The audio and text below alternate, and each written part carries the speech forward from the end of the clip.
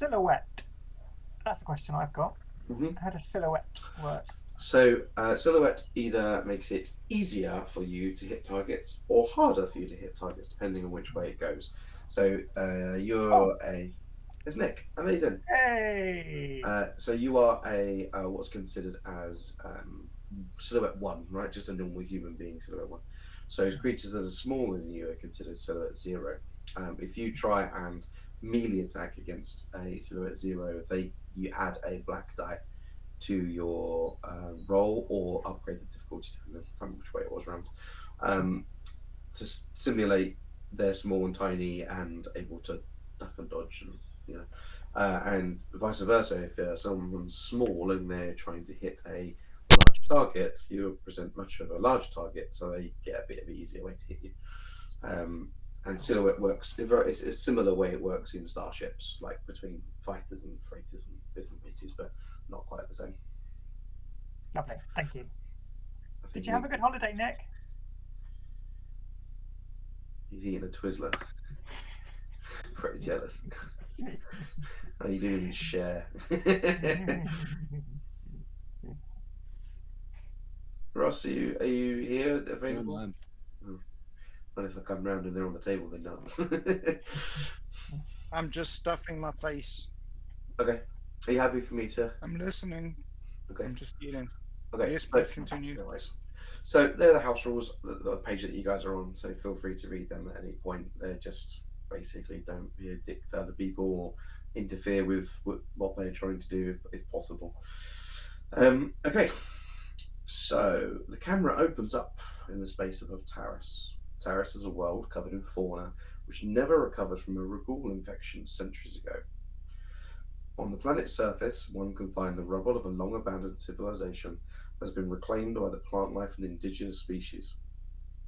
The camera shifts and we move over to a settlement, medium in size, but not as modern as most other technologically advanced planets get their word in. The settlement is surrounded by a large outer wall. Within are plots of land that are cultivated, moisture farming is present, and the main settlement itself houses several large landing pads, warehouses, dwellings, and a thriving market. To the west of the town, within the jungle's grasp, the camera zooms in on a Mon Calamari star cruiser, partly hidden by the trees. Just quickly move over to that.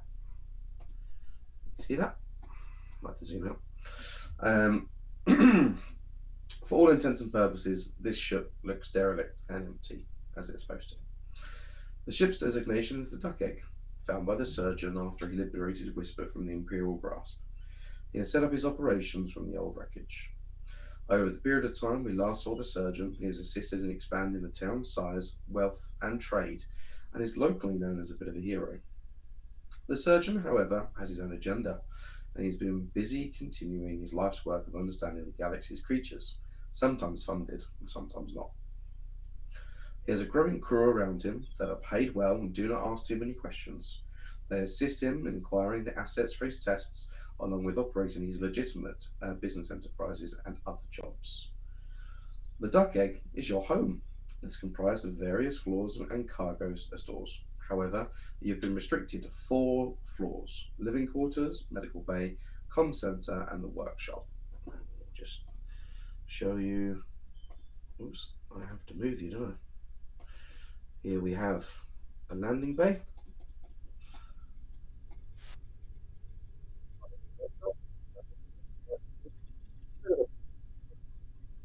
Great waste area. It's full of junk and things being worked on. We then have level 2. This has got some internal fauna being grown here, plants and food and bits and pieces. We have the main meeting table down on the bottom left, and we have Whispers. It's got a Whispers workshop over on the right hand side, where he monitors subspace communications, rumors around the galaxy, the holonet, etc., etc. And very finally, tier 3, we have the medical bay. This is designated specifically for medical use only. And the living quarters, I haven't actually made those at this moment in time. There we go. That's not stop playing, is it? Music. And I just stop it. Where is it? I can't even find it.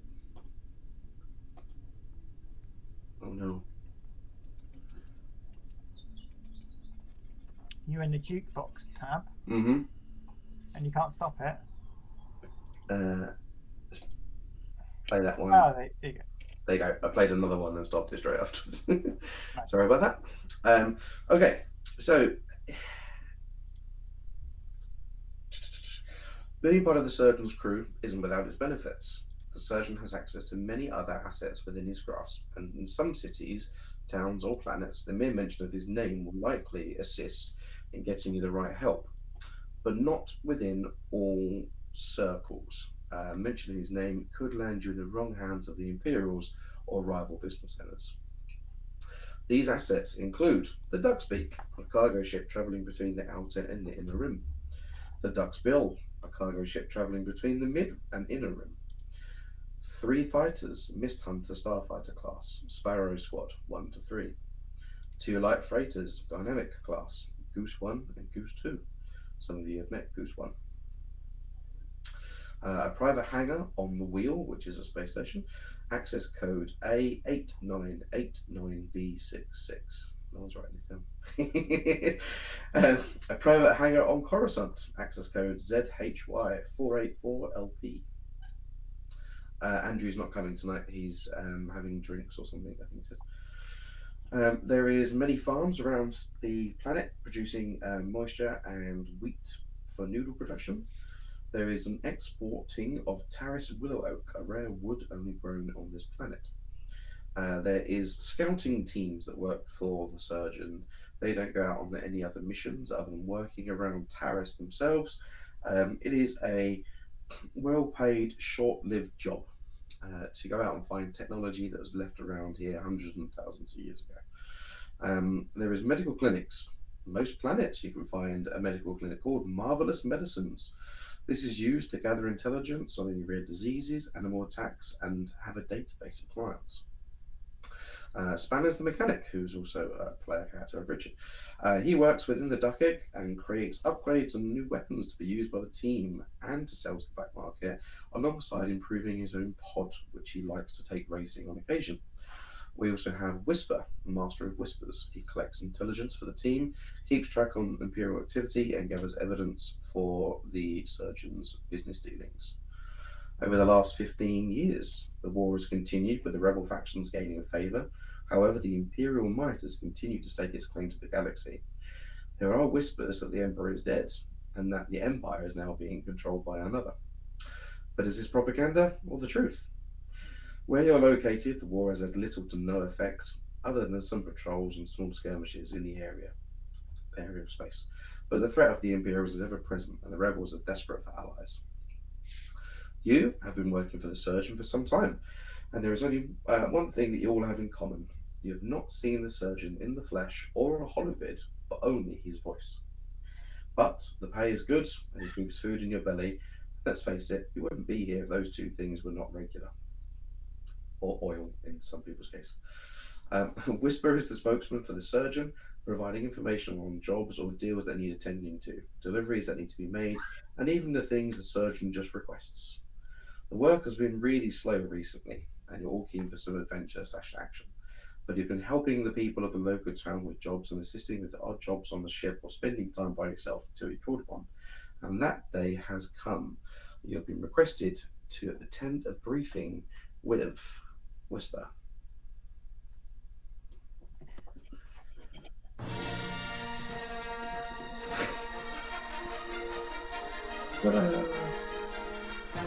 I found a button. Star Wars, A Hunt for the History Books. This is our first session going into. So we find yourselves wherever you are around town, doing whatever you're doing. When you receive a message from Whisper and says, "Everybody, please gather in the, let's call it, war room."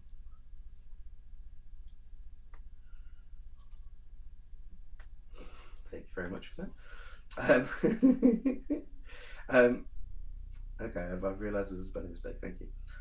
You receive a communication to say, "Please come and visit the war room. We have a mission, and we're looking for team members."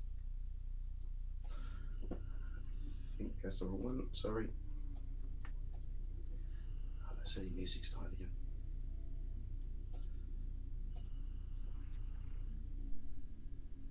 Oh no. Oh no, everything's going now. I'm sorry. I'm a noob. Which character are we, or can we choose? You're about to do that, mate. You Oh, can okay. choose in a second. There we go. Oh, level 2. So, at the table, I will get rid of this music in a second. At the table, you find Whisper. X3PO doesn't have to be there, by the way. Just he can be. And you are invited to drop whatever character you like onto the board. You'll have tokens made for you. You might not like some of the pictures. Just tell me later, and we can change them. But you can drop whatever one you like to onto the board.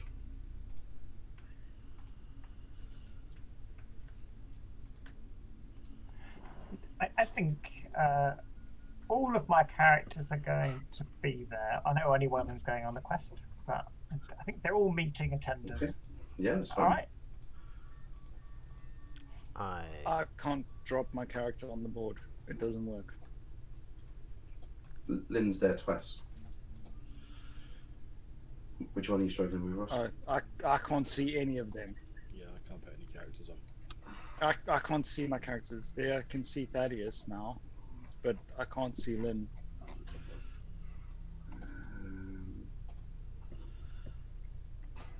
Edit.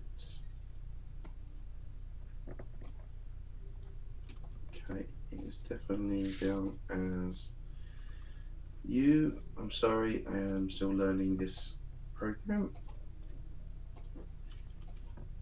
Is that better? Can you see Lynn now? She's here. No. No. I I can got see nothing. her. I can see her. Can you see the map at all, Ross? Yeah, I can see the map and I can see all the other characters. I can see Thaddeus and I can see Whisper and I can see Guido Can you and see where I'm some pinging? other people. Sorry? Yes, I can see where you're pinging. That's where your token was. At least that's what I can see. Hmm. Can you see them on this one? Can you see them, Ross? No, you can't because I haven't moved you. There we go. It hasn't loaded yet. Can you see them now? I can see the map. I can't see. Oh, there. Andrew's character's just loaded. No, I can't. It's taking forever to load them. I see Gary's is loaded now. And this dude has just loaded.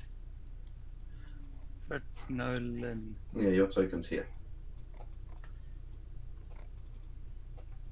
Nope, I don't see anything. And okay, It might just be Roll20 being pants. no worries. Nick, you can't.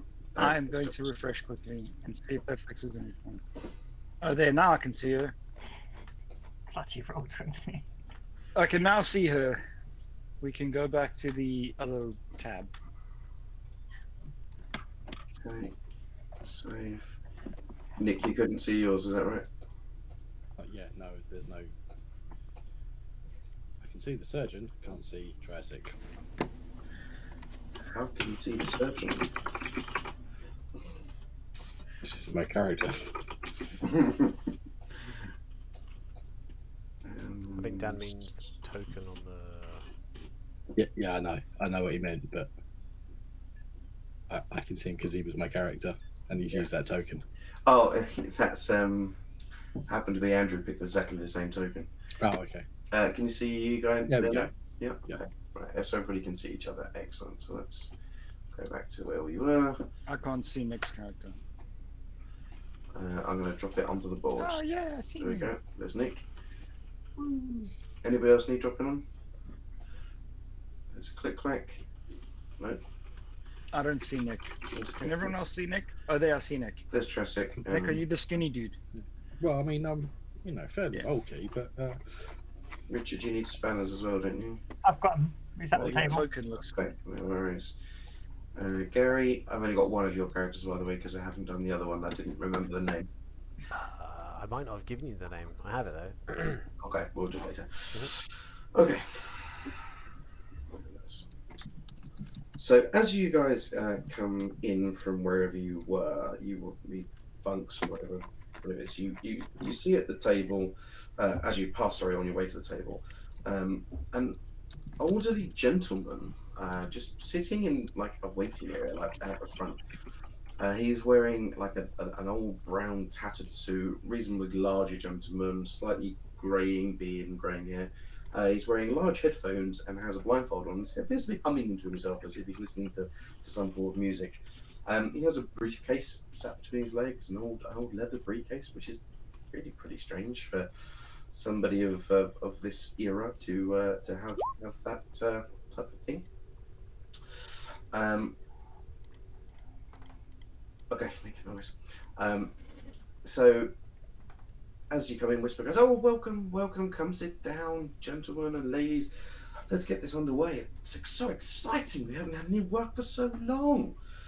So come sit down. Come on. Let's just get everyone in." And there's a Rhodian I haven't got on the map, but he's sitting very close by to Whisper, and he pulls out a knife and stabs it into the table, and then starts doing the. I thought it's called blind man's bluff, isn't it, or something like that? With a knife. Giving Whisper a little bit of evil. He goes, "Oh, well, whatever. Okay, so we have a couple of new faces around the table, but I think we'll go with the mission brief first before we do any introductions. So a job, yes, we have a job. The surgeon has asked for a team, skilled team. Put it this way: we need to go and recover a large specimen for some tests. The surgeon has asked for the subject to be returned to us and then delivered to his friend. But we need to get this done pretty quick, guys, and we need the best skilled team as possible." When he touches his like so he said as if he's leaving, so he goes, "Yeah, yes, sir. Okay, I'll get on with it. I hadn't seen them for some time. Okay, yes, all right, right." The surgeon says we need to recover baby Rancor from Dathomir, please. There's 2,500 credits in it for the team with a possible. Are you sure, sir? Yeah. Possible 1,000 credit bonus for the team that completes this. Obviously your retainer will be deducted, but we'll sort out that a bit later. I just need to know who's kind of up for the challenge. Do you need any more information before we decide? Do you need it alive?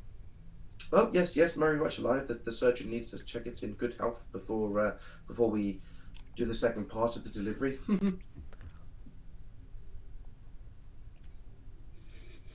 Where is it currently? You've got to go find one. Oh, right, just picking up They live on a planet called Dathomir. It's in the system. Dathomir. And he pushes a button on the table, and the galaxy map loads up. And he goes, "Yes, sir. Well, we're kind of where are we on the map? Oh, yes, here we are. We're over here in Taris, and Dathomir is just along here. It's just a short hop away. I mean, a short hop. It's a day in hyperspace, but yeah, it's a short hop away." Remix says, "It's my home planet. You'll need a guide. Well, we I'll go." don't need a guide if you can go. That's a benefit. We haven't got an extra cost. I'll be the guide. Well, that's one. Who else is going? Guido raises her hand. I'll do it. 2,500 credits, sounds good. Is that each or per person? No, it's just a pot, as it were. Per pot. So yeah, each or divided. Yeah, cool. Click says, if you want him out alive, it's not one for me. And he walks away with his big fucking blaster. What is Click, so the other guys know what He's a he is. Furping. Looks like a bug, little bug. Well, not little bug, tall bug. Yeah, he's basically like the grasshoppers in Bug's Life. Nice. I think I've seen them before. Yeah. Yeah, yeah. Does he? Spanner says, oh, No, go on. I don't think you'll need a mechanic on this one. Good luck, lads. And then he also leaves. That's a shame. I think you could have used that big one.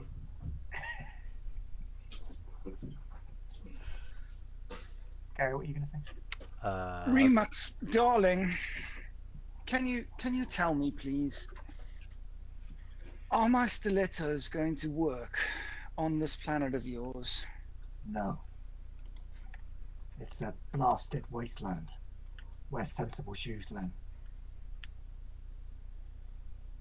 Stilettos are sensible shoes. I wouldn't recommend it. Lots of holes in the ground. All right in. Well, if we're just going in to capture a rancor, that doesn't. I can't talk to this thing. I think I'll sit this one out. I don't want to get all dusty like. That'd be wise, Len. But I'll miss your charm, Lynn. Thaddeus, you're gonna have to take this one. I'll be here when you get back, Ida.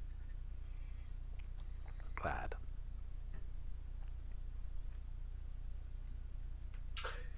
Thaddeus is just leaning up against the wall, just kind of nods.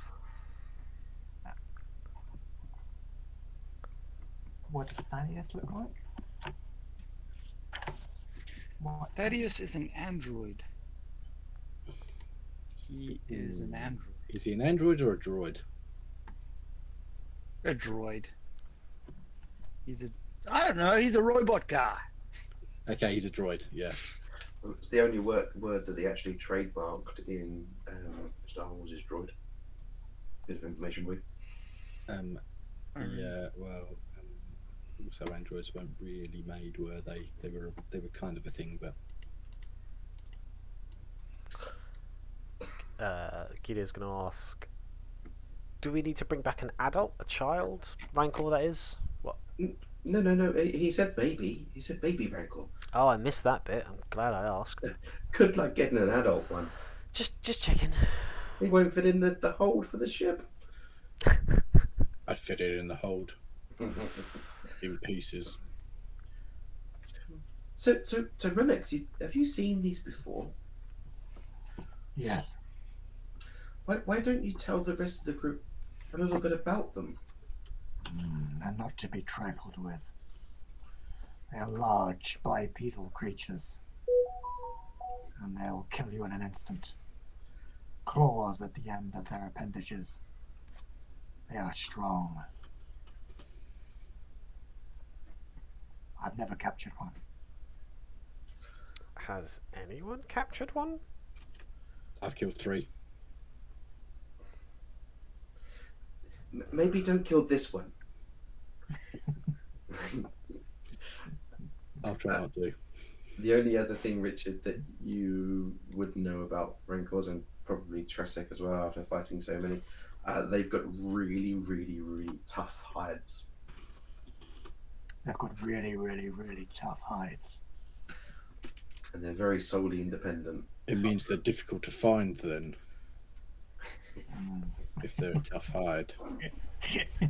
Or very easy. They find it. Yeah, and the only other bit of information you would know is that they're incredibly solely independent until mating season. And then they're fucking at it everywhere. Rancor come all over the place. So we've got our team, have we? Everybody in agreement for this? I just need to note it on the minutes of the meeting, you see, so we know who to pay when we get back. Should you come back?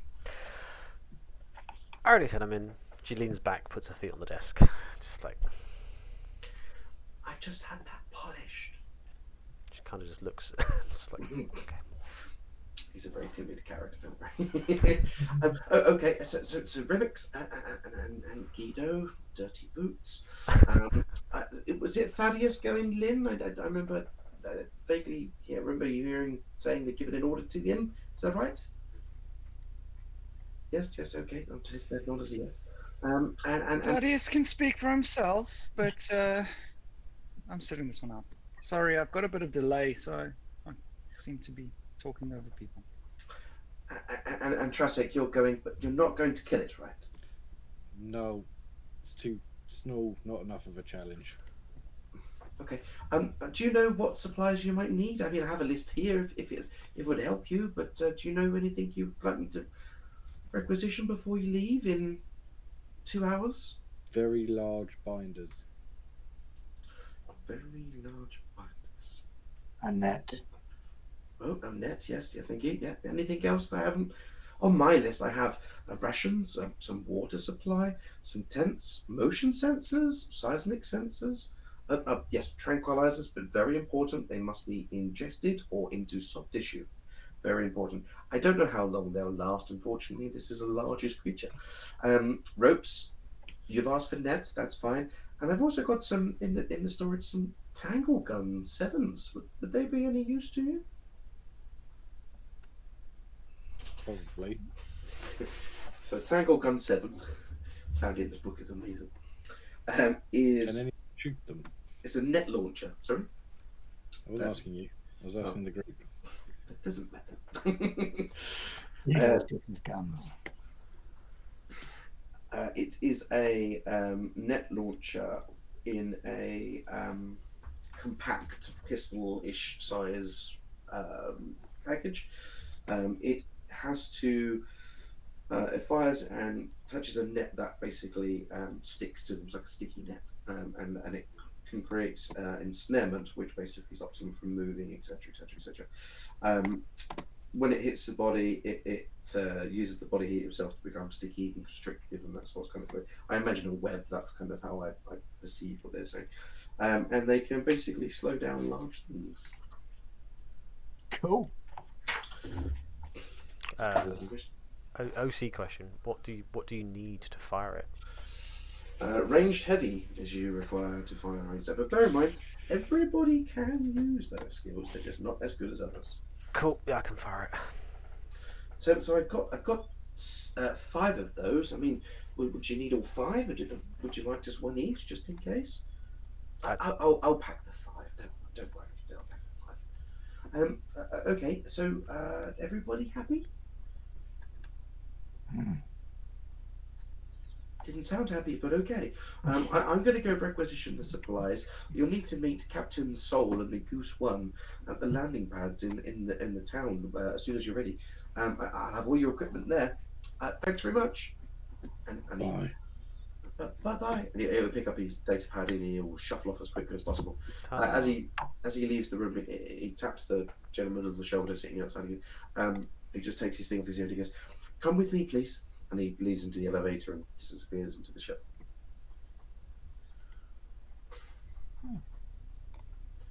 Okay.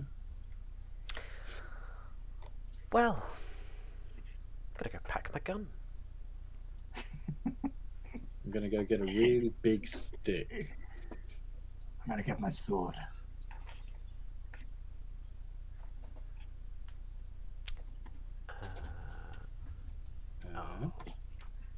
Question I should have asked before Whispers left. God damn it! But these tranquilizers, what size are they? Can I fire them from my gun? Is what I'm asking.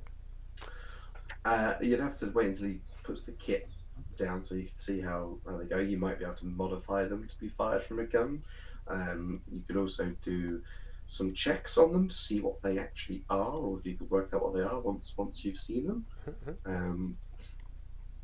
We can fast forward to that 2 hour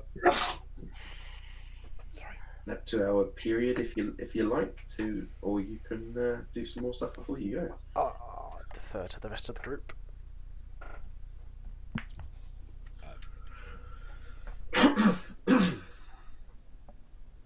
What are you deferring? Sorry, I was sneezing. Dan was on about skipping 2 hours to when we get the gear, but I don't know if you guys want to do anything.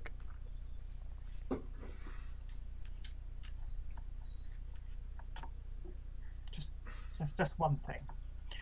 So, since leaving Dathomir, Remux has worn more of like common clothing that you'd find elsewhere in the galaxy. But before setting off, he goes back to his quarters and he finds his original Dathomiri clothing and wears that instead. So he's going to look more like a local when he goes back.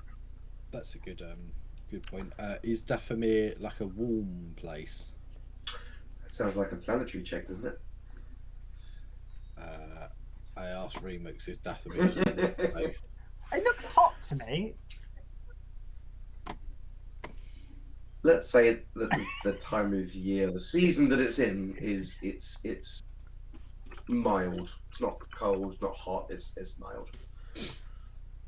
Follow-up question: is Dathomir hostile to people who clearly aren't locals? I'll give you a bit of information about it. So Remex would know this. So Dathomir was ravaged by war long ago. It was the home to the Dathomir witches, or is the home to the Dathomir witches, you don't know, who history says were wiped out by the Imperials. It's a dark planet with a pinky purple atmosphere, and most of the fauna appears to be dead or dying. Many of the high places have ruins. It's unlikely to have local presence, however. There's no record of any tribes. There used to be tribes, didn't they? There was Dathomir tribes, but there's no record of any surviving tribes on Dathomir itself.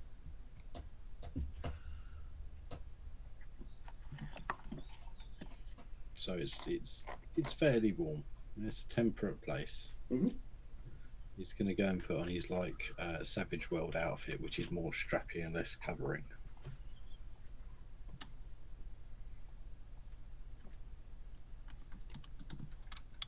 After changing my clothes and getting my sword, pretty much go to the hangar.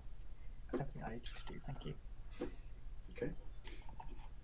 I will also change my clothes, get my sword, and go to the hangar. Pack my rifle, pack my blaster. Yeah. And head to the hangar. Thaddeus will join.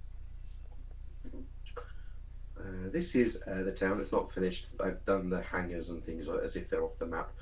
This is the market where you can go and try and buy things, order things, and this is where you've been helping out around the town. You've got the taverny, bar, foodie place, tents for dwelling and storage, etc. I'm just showing you this for context. So you head off to the hangar, either one by one or together, whatever. The ship itself isn't actually very far from the main settlement, but you do have to walk through that very small section of jungle. The villagers think you're extremely brave for even walking that small distance between the ship that they know is there and the town, because there is a lot of people that go missing when they go into the jungle. The scouting squads, for example, it's very well paid but very short-lived, because then people always come back, or some people don't always come back. So they think you're heroes when you walk into town, and they wave and say hi, and all the children run around your feet as you go along. And off to the left-hand side, once you've entered the town, you can see the Goose One. The Goose One is sitting on top of one of the platforms. You can just make out from this distance a figure, a greenish figure in skin, barking orders and shouting at his crew and getting things loaded. And you can see Whisper up there as well. He's clearly just looking at his data pad, counting and doing things. As you get closer, you will see the Goose One. Whoops. The picture's in the bio, sorry. I don't know why I come up with the character sheet.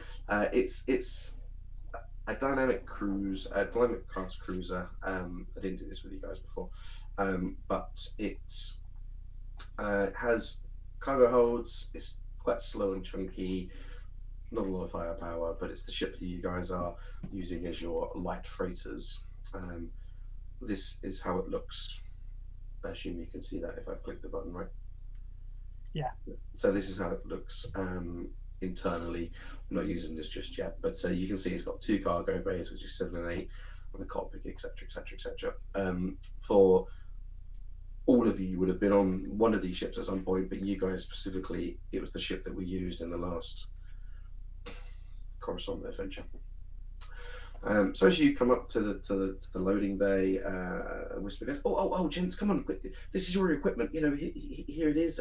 Could one of you just sign off to say that I've delivered everything I said? And that's the rations, the nets, the tents, the water, the tangle guns, the large amount of tranquilizer. It opens up a little medical little box and shows you the tranquilizers. And yeah, could you sign off to say I've delivered everything, please? And he holds it out to one of you. Guido will go through it.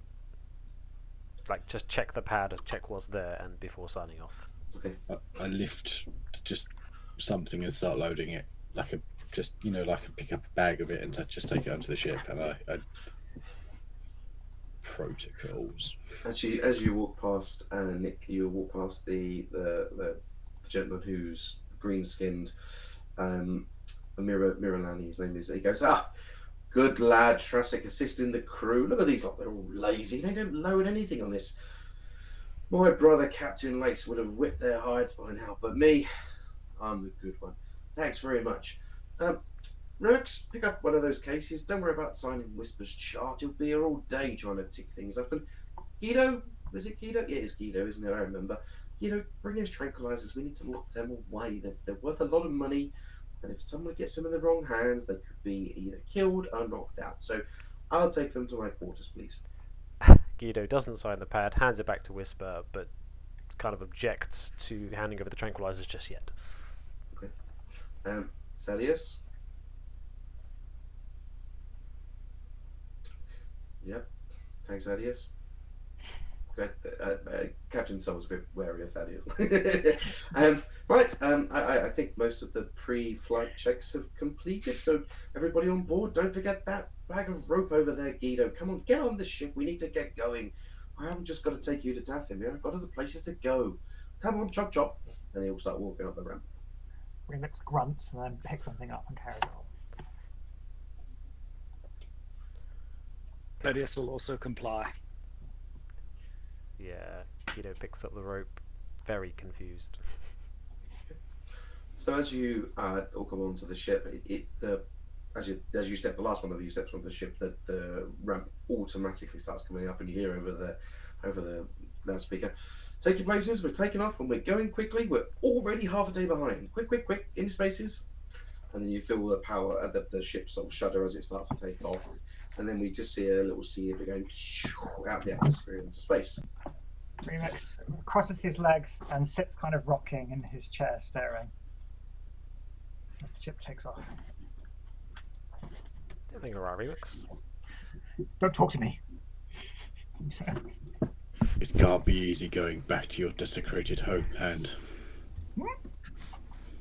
Oh. Vomit in his mouth. Are you gonna eat that?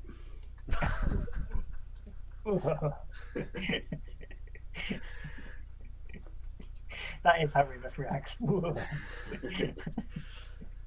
So the ship breaks atmosphere, goes into open space above the planet. You see it pull away, and it does that thing in Star Wars where they fly really quickly and then they kind of basically come to a full stop and then go into hyperspace. As you guys are doing whatever, Captain Soul comes down to the common room and goes, "Oh, Ramex, not again! Like I can't keep cleaning this ship up after you." Here, and he pulls out of his little pouch it's like a root. Comes in this room and says, "Chew this again. I don't know why you don't buy your own. You get enough money from the surgeon." Anyway, gentlemen, we have 1.5 days worth of hyperspace time. So, a few jobs to be done around the ship. Firstly, have you picked your bunk? I'm assuming you're not staying awake the whole journey, other than you, Thaddeus. And have you picked your beds? Sorted your crew? Yes, great. Okay, right. I need your muscles. Come with me, please. And he'll stroll away down to number 8. I don't know if it's on your screen still. Down to number 8, which is one of the cargo holds area. It's actually designated as the garage, but we can use it as the cargo hold. So I've been told what's coming on board my ship, and I need this hold cleared. I don't want any of the beast's possible damage to cause any damage to any of my stock or my ship. so I need some help. And he lets out a loud whistle, and then all of the crew, about 4 or 5 guys that you've seen before, nondescript young people, and they just start clearing boxes out and taking them. I need all of these taken to cargo bay 7, please. Cargo bay 7? The other cargo bay, number 7 on the map. I need everything cleared out of here. If you're going to be bringing one of those beastly creatures onto my ship, Captain Lace will tell you about one of those times we had a beastly on our other ship. And if you're bringing them on board, I want this cleared, and I want it cleared quickly.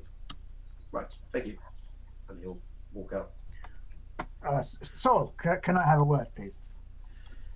I haven't got any sick bags. If you're going to do it in a trash compactor. It's something else.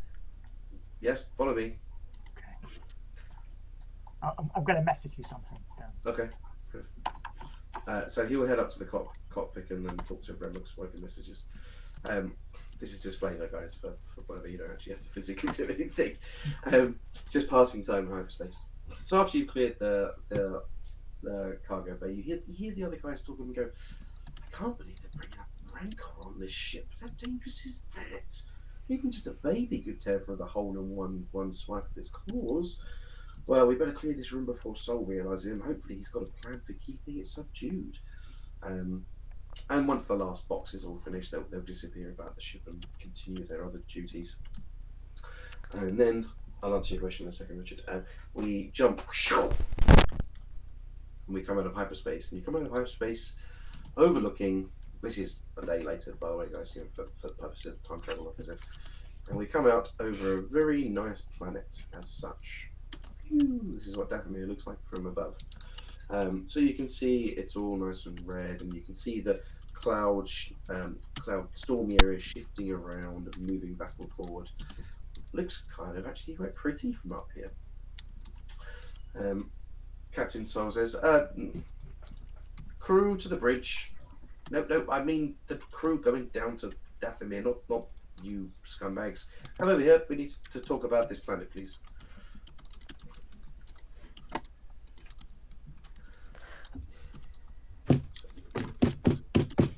This is a really short message. It's a really long message. Why don't you just go into a private room? That's on here now.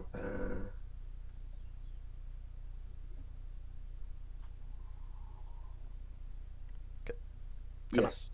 Yeah. Sorry, Gary. I said, can I have done my check on the Oh tranquilizer? yeah. Fire away. Sorry, I forgot about this. I just got carried away talking. I don't know what you want to do. To be honest, I want to see can I fire it in a gun? That's what I want to know. So let's have a warfare check to see if you can convert these into a fireable ammunition. Warfare. How familiar are you with medical devices? What's your medicine? My medicine is 2 green. Okay, so do it as hard then, please, sir. Okay, gonna have to bear me a second. I have lost the Jedi dice thingamabobby. That's what we didn't do at the start of this session. Yeah, I've just remembered, so I'm going to do it in a second. Is it still Dan's game or? Yeah, it's still Dan's game. Yeah. Cool. Sweet. Dan's game and whatever. Cool. So you want a warfare?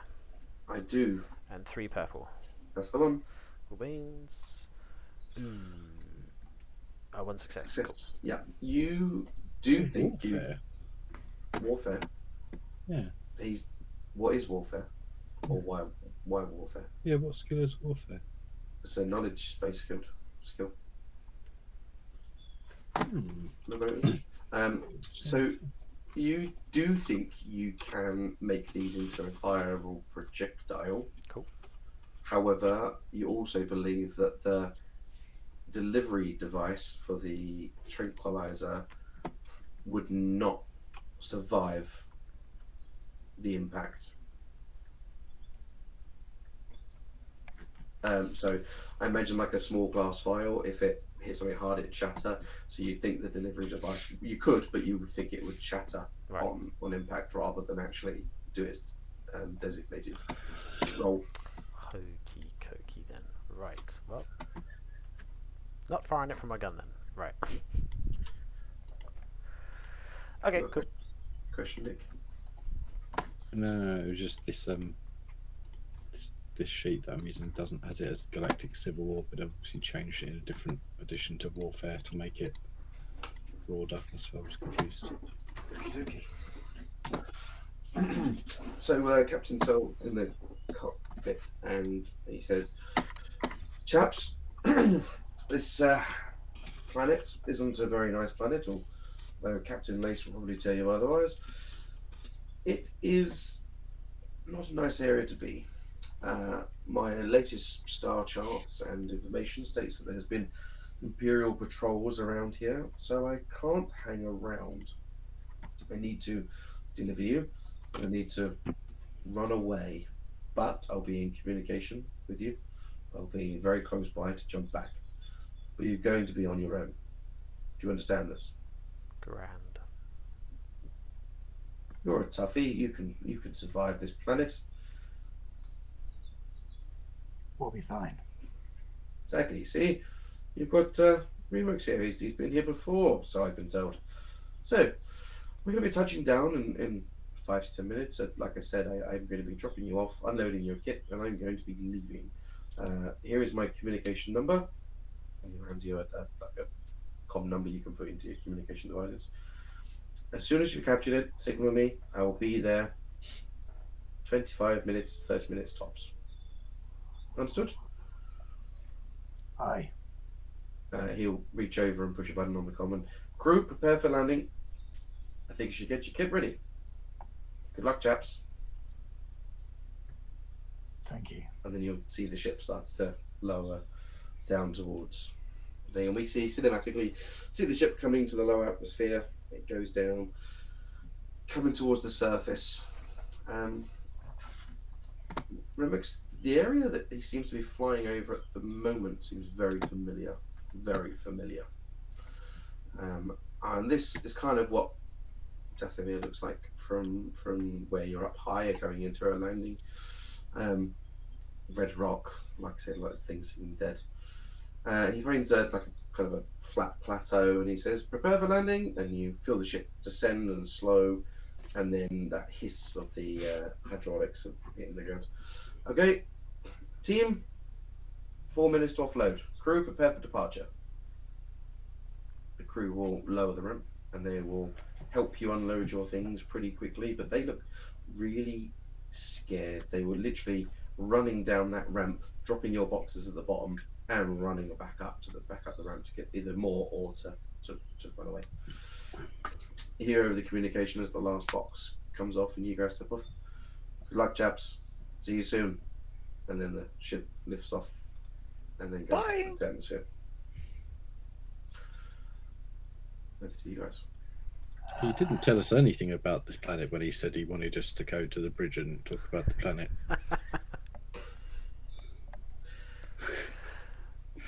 This guy's a fucking amateur. It's always more thrilling to discover things on your own. Oh, perked up. I like learning new things.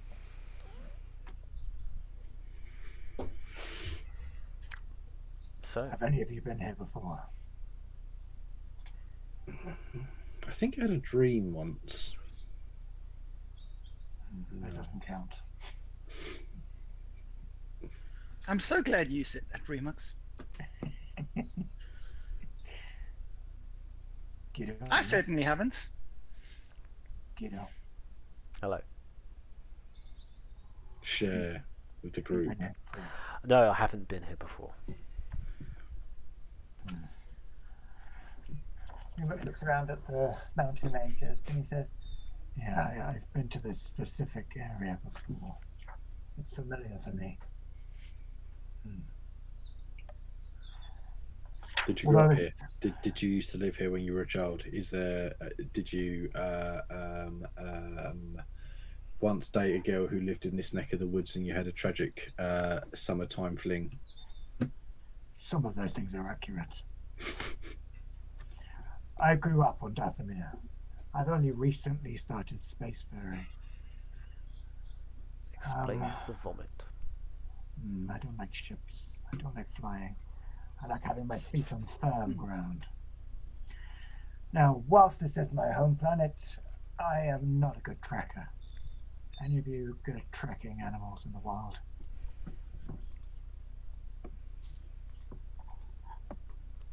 What do we need to track animals? Survival. Oh, actually, maybe I am good at this. I'm okay at tracking animals. Well, take us to the nearest rancor then. I suggest we get to an elevated area and we can get a better lay of the land. Yes. Elevation is always better. Follow me. I beg to differ, Guido. To each their own, Professor. Well, First, he your hands everyone statement the was bags that he's packed while everyone's just been chatting. your statement was inaccurate. Elevation is not always the best. When you're falling, you don't want to be high. Subjective statement, Professor. No, inaccurate statement. I'm with the droid on this one. Anyway. So Remix will lead them up to a higher point of elevation where you've got a good view across a wide span, with the goal of surveying the land to see if they can find any traces of rancors. Do. Guido will ask Remux what we're looking for. Footprints. Big ones. I think, Dan, don't rancors live in caves, or is it just that coincidentally we always see them in caves? I think it's coinkydinks, to be honest with you. They would obviously leave the cave to hunt, for one. Maybe they sleep in caves because they're smart creatures and they want to get wet if it rains. Okay. But would Remix know that? Would Remix know avoid caves here because it's potentially there's something nasty inside? Or would he just know that they roam at night and it's not safe to light a fire, for example, or something like that? He doesn't seem like somebody who's an expert in animals, but he is good at survival. So I think you'll have a vague idea. Okay. So you're making camp. You just getting to a high vantage point that you can look down areas. What's just the latter for now. Just lead them up, maybe half an hour to an hour up a ridge to what looks like a good viewpoint. Get to there and then start looking.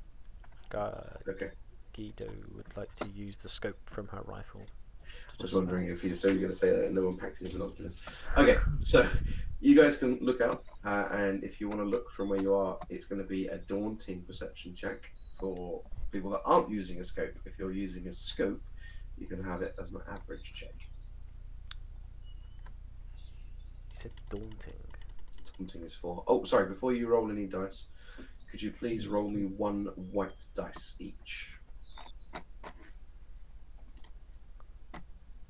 Yes. Yeah. Wow. What are these 1, 2, dice? 3, 4. So we've got 5 white, 2 black. Dirty racist. So these are the destiny points. We didn't touch too much on them last time. However, they are your trump cards. For example, oh, we need a set of binoculars, but we didn't pack any. Oh, yes, we did. You flip over a light side point to a dark side point. That's kind of what they're for. And vice versa, if I desperately want something to happen, I will spend a dark side point to make it happen for the story or whatever it's going to be. So they can be used by anyone at any particular point. Sometimes a skill or a particular skill will require you to use a destiny point, but they're later on skills, not ones that you've got available at this second.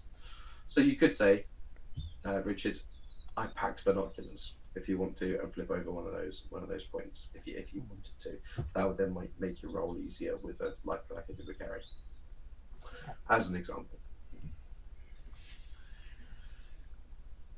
Okay, so we're rolling against daunting, which is what, 4 purple? Which skill? Sorry. Perception. You're trying to perceive any signs of rancors. Fucked it.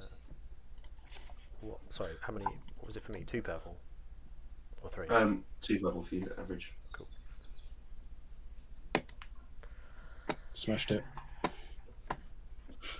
Jesus, what's with all these triumphs? Ross, are you rolling? Or no. Nope.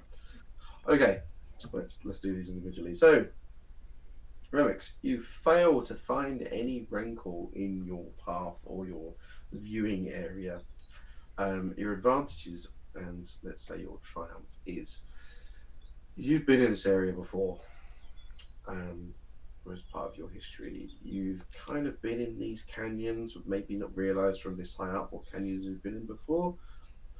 You did encounter a rancor while you were here. We'll go into that later.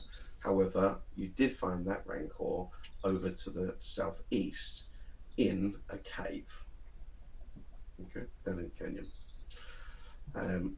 Nick, you spot in the distance a moving shadow against the backdrop, like as if some light's reflecting on something. And in one of the canyons, you'll see just the shadow on the wall. The problem is you can't ascertain which direction it's kind of going because it's just a reflection of the shadow. It's difficult to work out with the light whether it's going left, right, up, down, or whatever. But you do see that particular shadow. Gary, you don't see anything directly, but what you do find with your triumph looks like it's a trail, like a hunting trail, or like a rabbit trail. You know, when you're out in the woods or whatever, you see a trail that's been used by rabbits. You kind of see something like that through brush, but that brush is quite far away, and you don't necessarily think you could locate it from down on the ground. Okay. I relay this information to the rest of the group. Over there. Basically.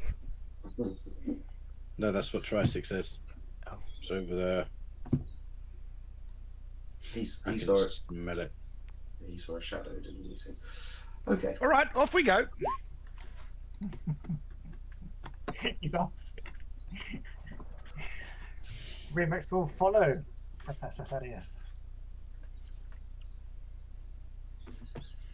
Okay. So you head in that general direction that Jurassic pointed to over there. That general direction. You kind of do get a bit thrown around because there's canyons. Like you've gone up a little bit, lost sight of where you're going, gone down into a little groove, then into a bit of a canyon.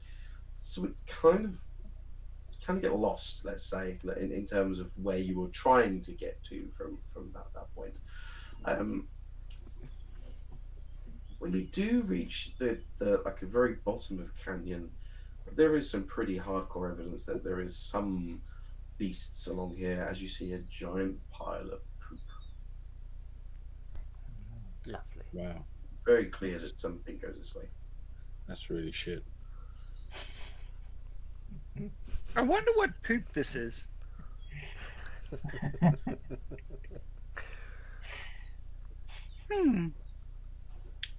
Professor will take a look at it and see if he can ascertain anything about the poop that can tell Ascertain. anything about can tell anything about the creature it came from. Okay, what check are you giving me? Oh man. Xenology. Yeah, that's what I was going to suggest. Oh good. Yeah, that's cool. I'll do that. What It's basically difficulty would nature. you like it to be? Dan, what difficulty? Sorry, I was thinking. Let's go for average because you guys kind of know what you're looking for. But So that's 2 purple, right? 2. No. This is That's just threatening one. worse. Yeah, one big pile of poop. However, Professor Thaddeus, being not icky because he is a droid, touches it in order to very grossly puts his claw into it and and then holds up in bits and pieces. So Smushes it around a bit to get the texture, and Yeah. you know, like so maybe we'll say that you kind of gain some form of shitty scent. I smell like shit. Yeah. You have pheromonal attraction. Fortunately, I can't smell, so it doesn't bother me. Am I correct in saying that Translotions can see heat? So, They can see in the infrared spectrum, which includes heat. when you look at Professor Thaddeus shoving his clawed hand into this and going, Why is his hand clawed? he's a droid. I'm Why? assuming IG-88 was a clawed hand, so I've forgotten what droid he is, but it doesn't matter. I am an RG88. Okay. So while he's putting his artificial limb into the thing, you watch him, Nick, and this in the infrared spectrum is still warm. He wouldn't be able to tell because he's metallic, but it's still warm. So I wouldn't say fresh as in recently done in the last 20 minutes or so, but you would probably guess it's done in the last hour, 2 hours, 3 hours, something along those lines. You know that's still warm, right? I didn't know that. But now that you mention it, it's still kind of smushy. It hasn't crusted over yet, so that makes a lot of sense. It's not quite hot shit. Remix would like to look for footprints, determine if they match what he knows a Rancor footprint to look like, and if so, use survival to follow those footprints. Go for it. What Thaddeus will difficulty help like? Remix. So am I Can I getting a perform blue the help now? action? Sorry. So if he does an assisted check, what's your survival, Russ? Shit. Give me a second. Survival is 3 greens. Richard, yours? 2 yellow and a green. So it's going to add a green to your check. Cool. So I've got 2 yellow, 2 green. Yes. And then 2, how many purple did you say? Let's go. There's not a lot of movement in the atmosphere around here. Let's go for 2 average. See if you can find the footprints. Yes. 3 not a bit. success. Okay, so you find footprints, but you kind of find lots of footprints down here. Like I said to Gary earlier, it looked like a bit of a trail in terms of it. So there is definitely a Rancor's trail. You recognise the footprints from your time here. It kind of looks like lots of different have gone over each other. Can't necessarily tell like whether this is completely fresh, that's old, whatever it's going to be. But you can see that there is tracks and claw marks on the walls, and where they've sharpened their claws. But yes, this area has been used by the Rancor. There are definitely Rancor here. Maybe more than one. Quick question. Remix, if we found a fully grown adult Rancor, what are the chances we would survive such an encounter? Not great. Unless Guido brought a sniper rifle and is in a handy position. Which I'd really like to be if I was elevated, Professor. I'm just saying your statement was technically incorrect. I wouldn't want to take one on in a melee, is what I'm saying. That's too bad. At least not without cover. Okay. Where to next? Can Remix tell which direction the footprints go in? In fact, he'll say, I did encounter a Rancor in a cave near here. I remember this place now. And do these footprints go in the direction of the cave where I saw one, or are you saying that they're so interwoven that it's hard to tell? They're so interwoven that it's difficult to tell which ones go. Well, I mean, they go both ways in terms of this canyon, even towards where you've come in. But it's difficult to say which ones are the fresh tracks. Sure, in right, direction yeah. of it. Okay, but at least one of those goes in the direction of the cave that I encountered one before. That's correct, is that what you're saying? Okay. So Remix will say the cave was in this direction. The footprints seem to also go in that direction. Seems to be a safe bet. Are any of the footprints smaller? Like, can we find a smaller set of footprints? Definitely, you would have seen a smaller set of footprints, but again, they're all mismatched with everybody else's. Not everybody else's, but apologies as well. I did that check wrong. We both had 3 intelligence. What I should have done is added a blue dice rather than giving you extra green, but it makes no difference because just for the future.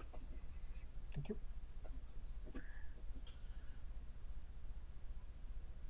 There's a small one, at least. But it seems like there might be a big one too. Well, take us to the small one then. Problem solved. Well, I can't promise it'll be just the small one there. They might both be there. Worst case scenario, we have something to eat tonight. I've heard of other Zabraks using a trap in order to capture a rancor. Maybe that's what we should do. Well, we have the If they tangle pass box. back and forth along here regularly, we could set a trap.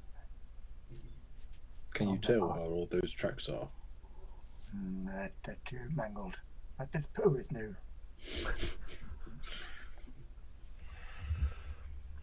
So they must have been here quite recently. I wonder how long until they return here. Perhaps we should continue on until we find more recent footfall. What are the chances that they'll return in greater numbers? Low. Is that a New Hope quote? Yeah. Very good. Dan, how far is the cave from the poo? You'd guess maybe half a day's walk. It's half a day's walk to the cave that I'm talking about. I do like the idea of setting up a trap, especially because then Guido can take an elevated position somewhere and we could all hide in ambush. Sounds good. Yes, it does. I like this idea. Did we get a timeline with this, Dan? No, they gave you some rations and some water and things, but there was no timeline given. They said we need to be quick. He said as quickly as possible. Okay. So we don't really want to set up a place where we may have to wait for a week for the thing to land there and we need to go and find something. So, okay. Why didn't we bring some speeders with us? Because you wouldn't fit a rancor on the back of one. That's all, we just find it, then call in Captain Soul.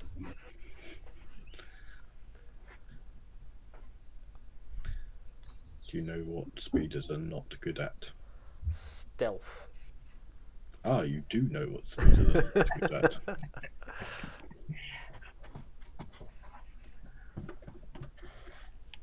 Shall we start heading towards the cave? Let's. After you, Remux. I guess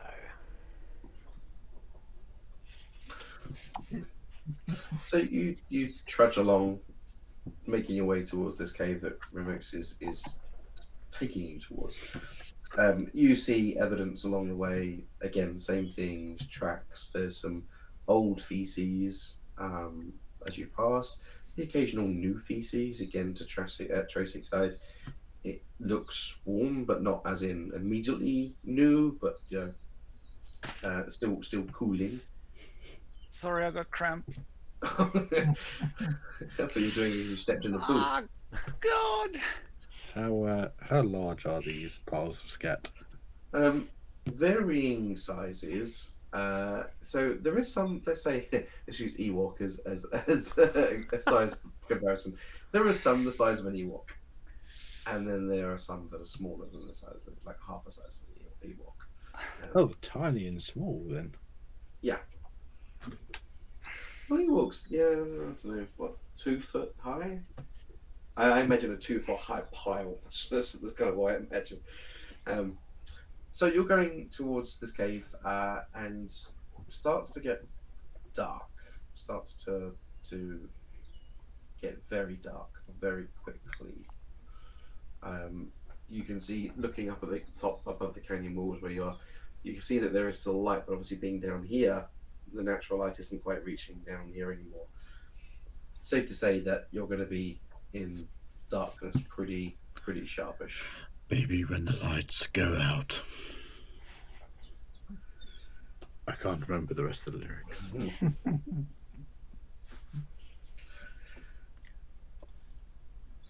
I think maybe we should make camp soon.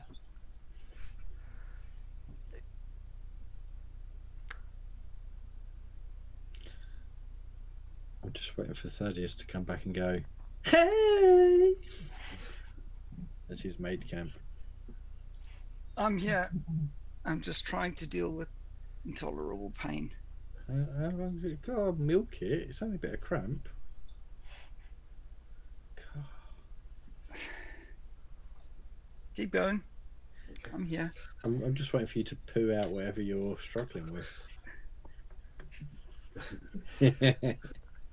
So, do we make it to the cave, or are we just? So like, you're oh, making your way towards the cave, but Right. it's starting to get dark. Okay. So it was just. It's up to you guys. You can either find somewhere to camp and rest and plan, or you can keep going. But I'm going to make you take some fatigue. Oh hell no. Aye, the sun's getting real low. Right, let's have some survival checks then. See if you can find a decent campsite that's well hidden from potential predators. Purple. The light's failing, so it's going to give you 3 purple, so it'll be hard. That's not a problem for me. Oh no. Do I get anything for this being my home planet and somewhere I've been before? I'll give you a blue, but I don't think it's going to make too much difference. Oh, I'm reading Guido's roll. Yeah, and the blue saved me. So it's a neutral roll. Oh wait, no, that was Ross. Sorry, don't worry. Yeah, Ross was a failure and a threat, and Guido. So Oh, I don't need to. Ross and sorry, Nick, I'll wait for you to roll. I'll just quickly do those two. Richard's done it for us. Oh, it's because he's a pro. So Ross, sorry, Thaddeus and Guido, you look for some areas. You sort of look into some cracks and crevices in the canyon wall, but all you actually do is set off some smaller mammals as you enter. Not quite like bats, but very similar to bats, and they come out screeching into the night time and give you a bit of a scare. Remix eventually finds a kind of like a hollow, but it's enough height on the cliff wall that smaller mammals or smaller predators aren't going to be able to get up to you, and enough that it's tucked away from any potential weather effects. But it will take you a little bit of a climb to get up there to pass all the equipment and bits and pieces. But you kind of do that as the last of the light sort of disappears in the canyon, and this canyon goes black, absolutely pitch black. From your point of view, Nick, you looking over the edge, you can just see those tiny little heat pockets of the poo, and maybe those mammals that are hovering around where the guys have disturbed them.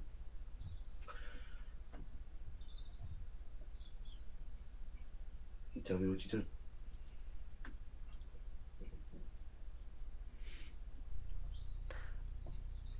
Are we sleeping in like sleeping bags essentially?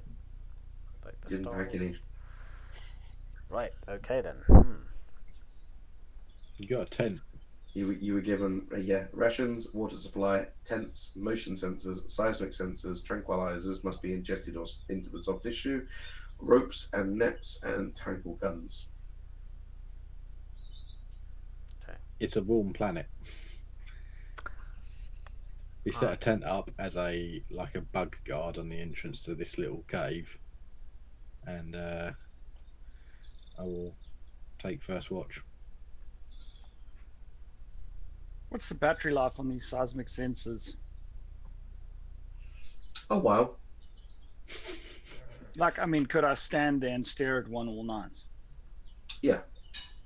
And it would be fine. Be fine. Yeah. Let's say that they've got 12 hours worth of life. If you're looking for a time period. And how many do we have? 4. Okay. 4 motion sensors and 4 seismic sensors. Those tranquilizers are ingestible, right? So they must be ingested or put into soft tissue. Okay. So while we're camping, Remix will say, "Seems like there's a few different ways we could do this. Does anybody have any preferences?" Quickly. Quickly. And where's the fun in that? Nido, did you do a medicine check on these earlier, or did we forget to do that? I did a warfare check, but you asked what Okay. my medicine was. It's 2 greens. Okay, let's say that there's a bit of information. If these are ingested, it will take time to get into the system. If it is injected into the soft tissue, the result will be almost instant. Go straight into the bloodstream or being digested. I guess it depends on what we find. We might need to tranquilize the parents first. So we should probably reconnoiter the situation before we make any concrete plans. Aye. Makes sense. Do we know how long the tranks last for? Whisper said he was unsure. Okay. Tell me, Guido, have you ever tried to tranquilize a rancor baby? She's searching that sentence for some sort of euphemism, but answers flatly no. I don't think many have. It's probably going to be a guess. If only we knew the guy that Jabba got. I don't think they tranquilized that one. It was trained. They're not nearly as aggressive as they're made out to be, you know. I did not. Not all lizards are bad.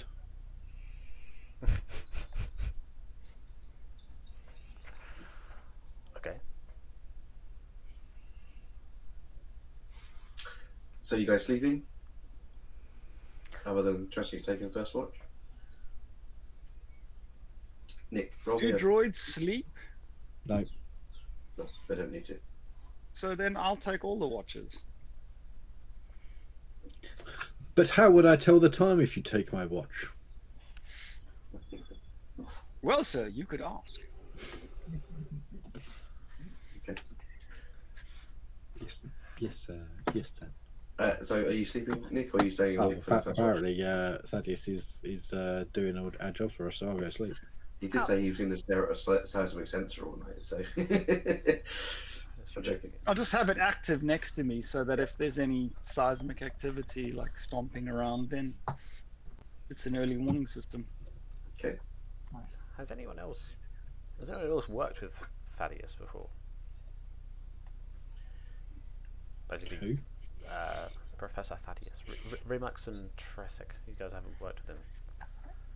Well, I mean, we've all, right? Have we all kind of worked with each other at some point? Kind of, yeah. I mean, the crew size is like 12, so you know you would have worked with them at some point in some particular mission, but Okay. enough to be comfortable with each other. All right. Just checking that he wasn't going to let us get smushed for science or something like that. Interesting proposal. Yeah, I thought it No, might he be. won't, because he won't be even asked to come back and play next week. Yeah, no. If Kiryu hadn't worked with him, that might be one of her concerns. But okay, she's probably worked with him before. Ross, roll me a force die. This is just a plain luck. Force die, go. Pew Of course, pew. live. Oh, amazing. Okay, so it's not amazing, but anyway. So during the night, you're keeping watch. You know, you're a droid. You don't need to sleep. You're just processing ones and zeros. It's very dark, right? So you can't see. The only person that could see is Jurassic, but he's sleeping at the moment. You hear your seismic. It's your seismic sensor. Just, I wonder if he snores like a lizard. Lizards don't snore. I know, but yeah, you could do. You hear the faintest of beeps on the seismic sensor. It beeps once, doesn't beep again for quite some time. Maybe it was just movement of the rock. We don't really know. Probably about 5 minutes later, it beeps again. Twice in very short succession. Okay, it's a bit strange. You pick up the sensor and look and go, well, you know, this is a bit odd, like one beep and then a bit of a break. You look, you know, when you can see stuff in the dark, but you can't really see it. You kind of just see like shit. You sort of look at the sensor, and while you're looking at the sensor, just over the top of your eye, you just see this mound of a shape walk across the gap. So I've imagined that this is the main section, and you're off to the side, so you can kind of see the route, but you're not actually there. You just see this shadow go through. Then you see another beep on your seismic sensor. So it appears to be that it's only picking up every now and then on the thing. Very eerie to see such a large thing move so quietly in the night. A couple of hours later, it beeps again. Okay, so you know what you're looking for now. You know you're looking up.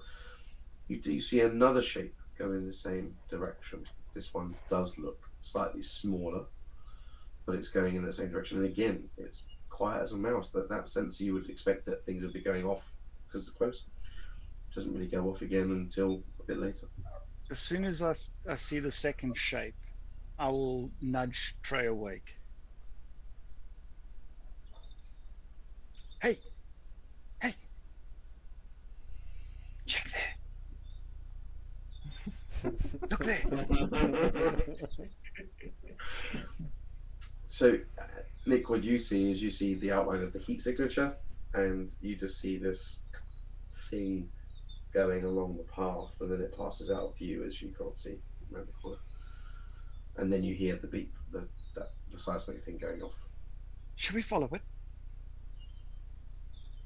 You're muted. I don't think that sensor's working. My hypothesis is these things travel incredibly stealthily. Yes. That might also be correct. We could test the sense if you'd like. I could jump up and down now and see if it registers. Do you do that? No, I said that I could do it. Shut up, Dan. Please We're having a conversation here. Stop interrupting our flow.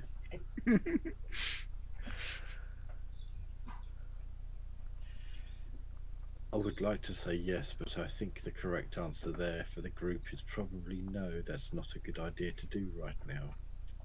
All right, I'll put it in the checklist Maybe. for later.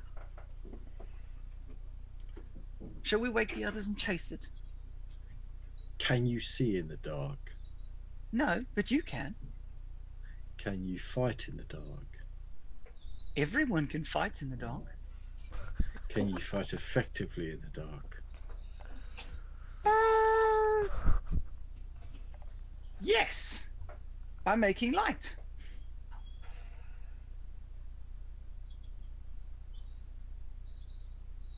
Yes. Remix. Hold, please, caller. Your call is important to us.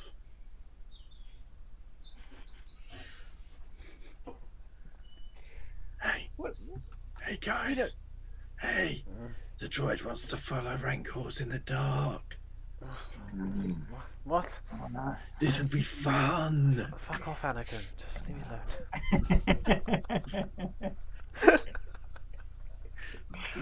No, she comes too. Okay, let's go. Wait. Are we serious? We're gonna go Why out there would we not be? in the dark. Yeah. It's you see a little head poke through the like zipper. It's a small one, and it's on its own. Professor You Thaddeus love a small one, Guido.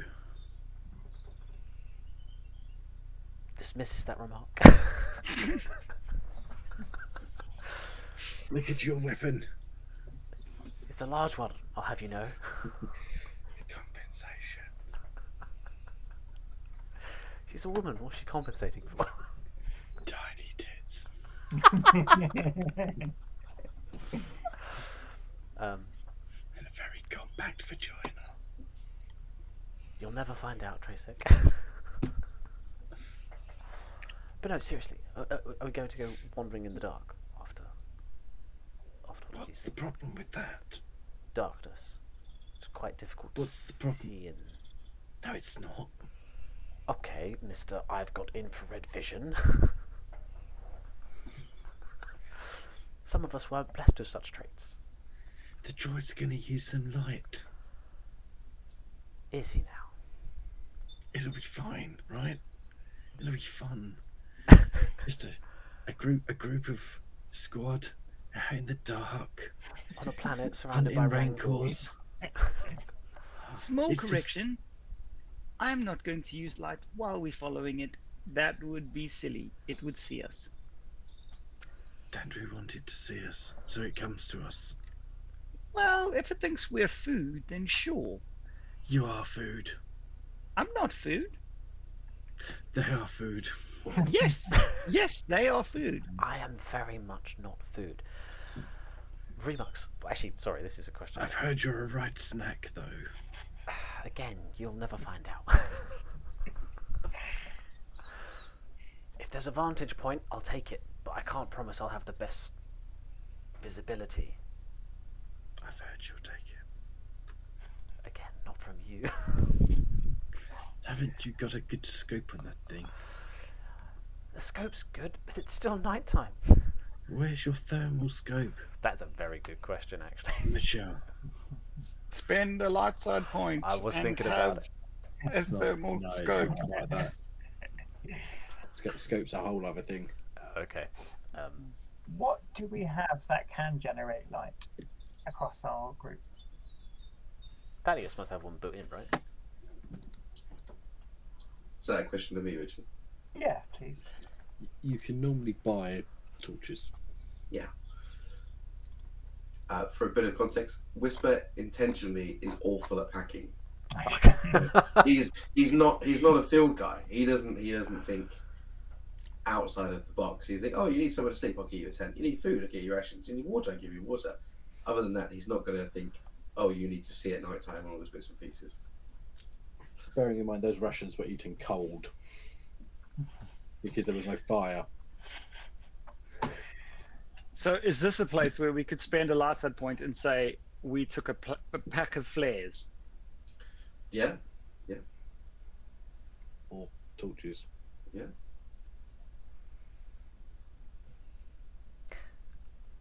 I realise a scope is a whole other thing. What about a laser sight?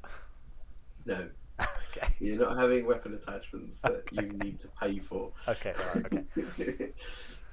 However, this is a learning part of the mission, so you've now learned don't trust Whisper, not to give you torches, Yes. and if you want a laser sight, buy one. Cool. I intentionally do not have torches because I don't need them. I'm up for flipping a coin to say that we've packed some torches. Yeah. Have you considered the old traditional?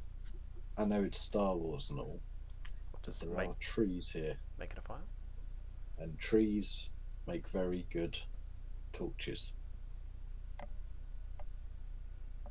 if we're going to fight effectively, I feel like a flare would be better than a torch.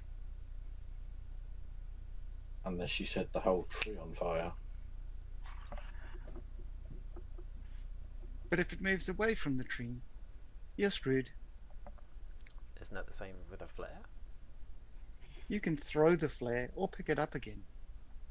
Flares. I'm convinced. Okay. Or flares and torches. Let's say They called illum. There's a thing, isn't there? Like glow sticks, aren't they? Yeah. In Star Wars. Yeah. So let's flip over a light side point and say that from you realised you were going to possibly be in for a little while, and from Captain Soul's ship, he might hate you later for it, but you took their emergency lighting kit, which has a couple of torches, some flares, and some glow sticks in. Would anyone else like to be responsible for that? Before I say Guido did that. Go for it. Alright, cool. Own it, dude. Yeah, that's I'm just checking nobody else wanted to. Does that work? As in taking the okay. Yeah, sorry, I did it the mission equipment intentionally to not punish you, but that's why it was getting you to try and check it as quickly as possible. Of course, a learning curve. Okay, so are you guys going out now at night time to try and track this thing down? Are you hanging about? You've got the direction it went in. What's the plan? I need somewhere high. I also think someone needs more cider. Break. Is it you? It's me. Spoiler alert. See you in a minute.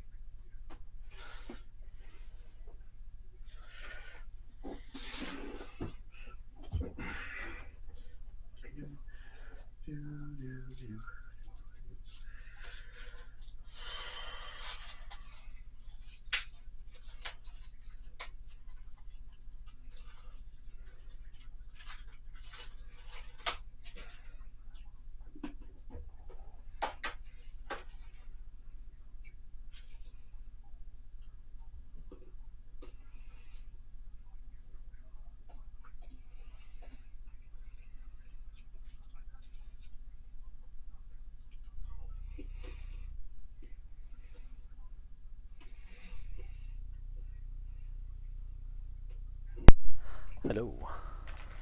Hello. You alright? Mhm. How is it so far? The session, that is. Good. I was quite anxious about today for some reason. Why? I don't know. I've had a bit of a wobble this week, but I was just a bit anxious about how it was going to go. But you've all picked it up wonderfully, which is great. It's always good.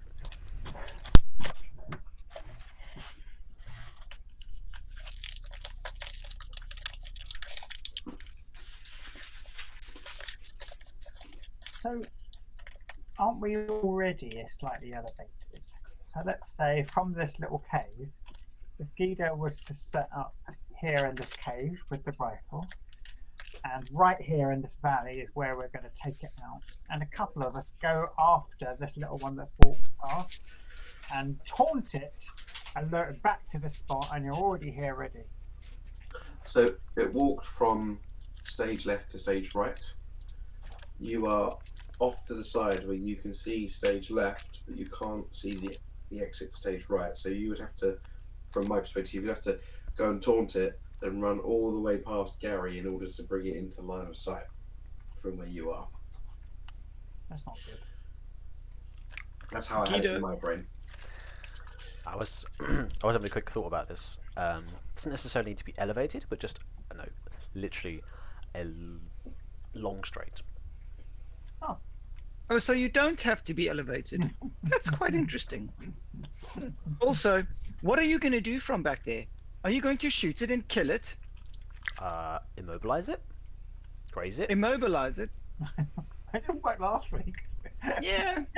This is much bigger. This is not. Actually, how big is a baby rancor compared to a human? Much larger than you. An adult rancor is 5 meters tall. Holy shit, snacks! That's an adult. I did that as context for size. It's bigger than 5 meters tall. So I was prepared. I brought my gun. If you don't want it as backup, it's no skin off Guido's nose. Just tell me where you want me, and I will shoot anything that comes. They specifically stated alive. Yep. But, she's a skilled marksman. She can shoot to not kill. She hopes.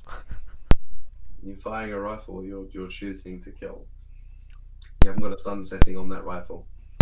And you're firing projectiles. So it's what we did last week with a cold shot. I did that for thematically. It doesn't kind of work in this system. So when you're shooting at somebody, you're just shooting at somebody. So I did that as part of the story. So sorry if that caused any confusion. But you are just shooting at somebody. So you shoot them in the leg, you're still going to do the same damage as you would do if you shot them in the head. Okay. Where do you want me, guys? What do you want me to do? Have you got a blaster? Yes. Short range them, because that's got a stun setting. Or we give one of the net guns to Guido, because Guido's good at ranged heavy, and the net gun is ranged heavy. Short ranged. Tangle guns are short ranged. I'll send you a picture of the stats. I'm also reasonably good with a tangle gun.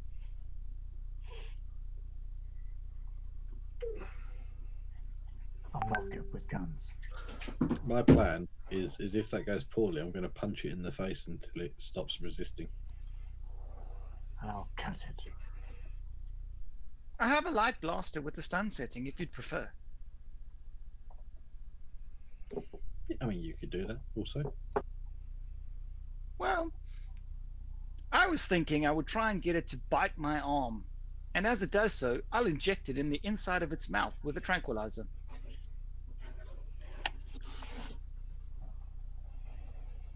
Great idea. Obviously, the tranquilizer is the first option.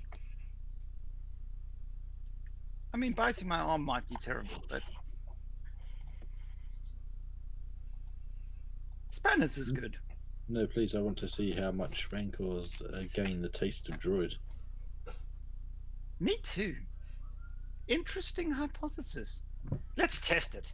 Where are those tranquilizers? I'll take one, Guido.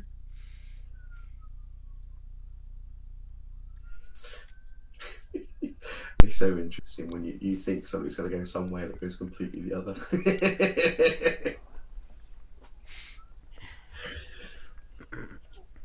We retrieve a tranquilizer each from Guido for direct injection. Guido. All right, off we go then. Are you still going out at night time now? Yeah, we're going after this one, I think. Yeah. Okay. On foot. Okay, I wonder who's re-rolling tonight then. Right, carry on. So you're dropping down from your slightly elevated campsite and heading into the canyon. Okay. Yeah. Okay. How long do you think passed from you guys seeing it to you guys actually acting? A minute. 3.7 seconds. I think it might be more 37 minutes, but yeah, sure. Okay, so you drop down from your position and head into the canyon using the glow rods at the moment. Keep the flares later. Glow rods to watch your way and bits and pieces and see where you're going. How far do these things eliminate light? Ranges, respectable ranges. So 10 to 15, 20 meters maybe, give or take. Okay, so what you see in this canyon as you start walking towards it is exactly what you've seen all day. With the walls, there's feces on the ground, the tracks. You can see that there is recently disturbed tracks because Professor Thaddeus can tell you. Jurassic, you can see further down the canyon, you can just see the smallest of heat signature going. Looks like it's moving. It looks like it's just shifting ever so slightly as you go. And you can see some feces. There is a very, very hot, steamy pile of feces that's taking up your vision. After about 15, 20 minutes of following this heat signature in Tressic's case, it goes round a corner, like round a corner, and you lose it, Nick. A couple of minutes later, you catch up and you can see using the torches that this was just a natural curve in the canyon wall. But as it goes around a natural curve, you're just met with a gaping cave mouth. Absolutely gaping cave mouth. The light doesn't seem to penetrate too far into the cave itself. It's very, very dark in there. At the entrance, you see more feces, you see bones. There's very clear that some form of predator lives in this kind of cave. Remix, you get a feeling when you're at this area, kind of like a song in your head. Just very faintly, but it's coming from inside this cave. Is the song something like don't go into a Rancor's cave at night, or elite you wait till it's not there in the day? That was the rap that's coming after this bit, yeah. But yeah, no, it's kind of like like a soft angel kind of music that he hears in his head. You guys don't hear. So you can see this cave entrance. Like I say, it's absolutely massive. There's clearly bones at the entrance. There's feces, and you hear a sort of a grumble from the cave, like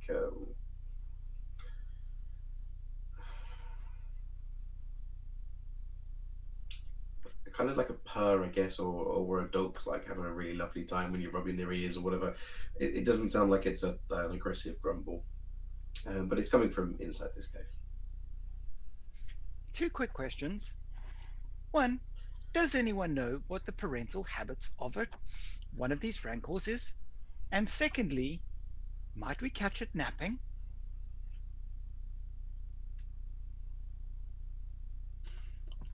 Would it be sensible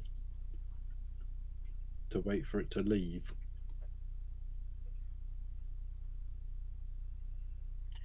There might be Not if another it's way out napping. of this cave.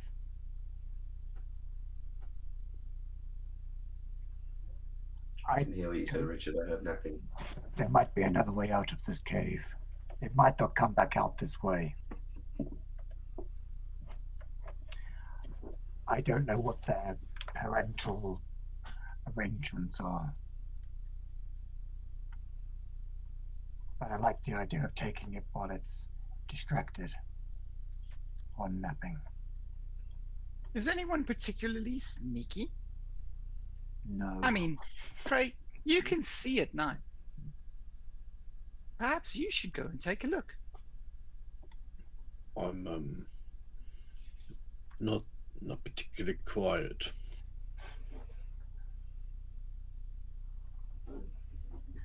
What about you, Guido?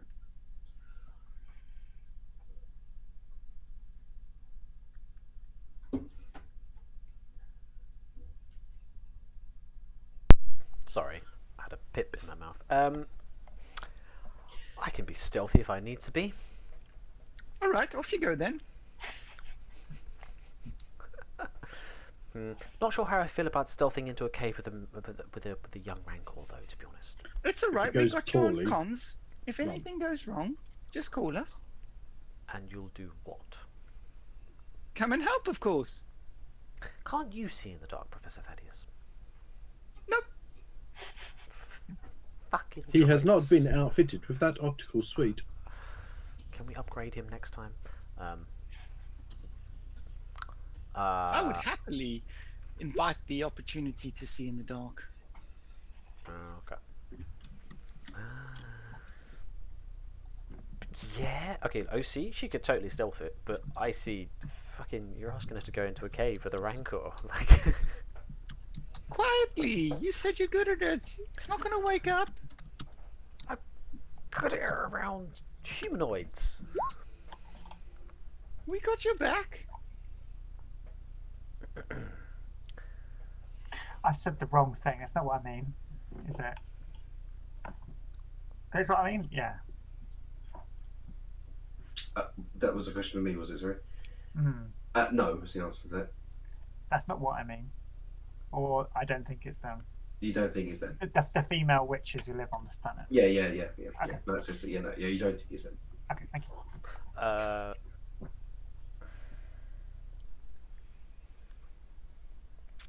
Okay. Yeah. Is he, like, when you say hearing it in his head, like it's been projected into his mind, or just like it's a memory? I know, projected into his mind. Okay. Like only he's hearing this.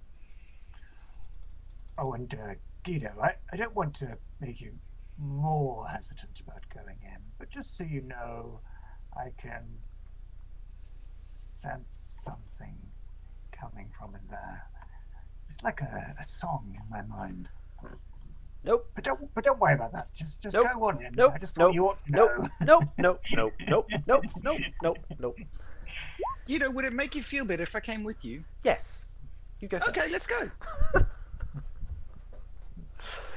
It might be a Rancor siren call. No, it's not. I'm just joking. It's not that. It's not that. We'll let it all go then. Okay. Okay, let's have a group stealth check then, if that's what you're trying to do. What are we rolling against? Let's work out what the group roll is first. So who's got what in stealth? 2 green. I have 3 green. 4 greens. Okay, so we're not going to add anything. We're just going to upgrade it. So it will be to 1 yellow, 3 green. If I did that right, my brain. Okay. How many purples? It's going to be hard. So there's 3 purples. The floor is littered with bones and various things. Don't fuck this up, Gary. No problem, says. Yeah. Okay. You successfully stealth into this cave mouth and start making your way along. I'm going to save the threat for later. Make him take strain. Make him take strain. That's a good idea, actually. I will make yep. you take a strain. All of us. Because it was a group spell check. That would seem reasonable. I don't mind if Guido takes it because she's incredibly nervous about this. I This think isn't all her of you are normal- quite nervous about it, other than Thaddeus, who thinks it's a theme park. Okay, so you creep into this cave, trying to, let's say, hide your lights every now and then. So you're just using it to see where you're going for a couple of seconds and back again. It's littered with bones. Some of them look humanoid and like they've been there for quite some time. Others look like animals that you've not necessarily seen before, but if you looked up in the history of Dathomir, you might be able to find some other local species that maybe were in existence or are in existence. And this cave is huge with lots of side tunnels. It doesn't look like it goes out anywhere else. It just looks very huge. You hear like snoring, I guess is the only way to kind of express it. Just a really loud snore coming from the cave to the left hand side. Richard, that is where you're hearing the voice coming from, or the singing coming from. Over to the right hand side, there is another cave. And in that cave, you can hear something moving about, something shuffling about. You can hear the very distinct noise of bones being shifted aside, occasionally the odd crunch, and teeth on bone, gnawing. There we go, that's the word. But you can hear that from the right hand side.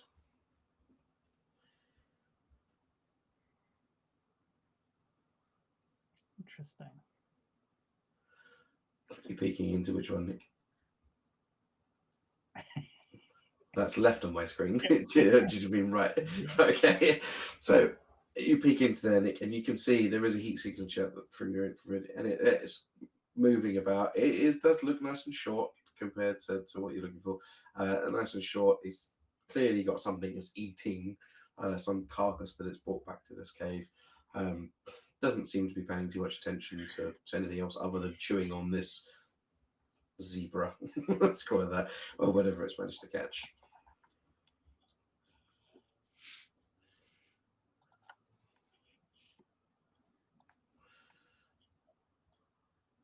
You're going to stab it. You want to step up and stab it.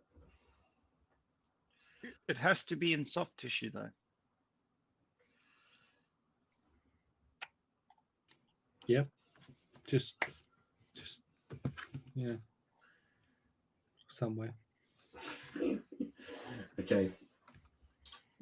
So where would the soft tissue be? In the belly. Inside of the mouth, yeah, maybe the belly, maybe the webbing between their hands or something like that. Butthole. Or the butthole, yeah, I guess that would be a very interesting Hand in the anus.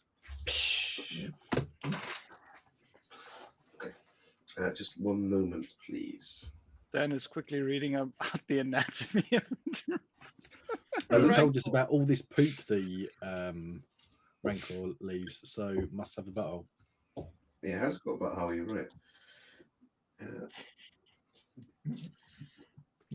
But it has an armored butthole. What was your result on the group still? One success, one Success. threat. And rolling dice. I feel so privileged. Okay. It's not an opposed check because you made us roll purples. Hmm? It can't be an opposed check because you made us roll purples. That's right. No. Okay, that's fine.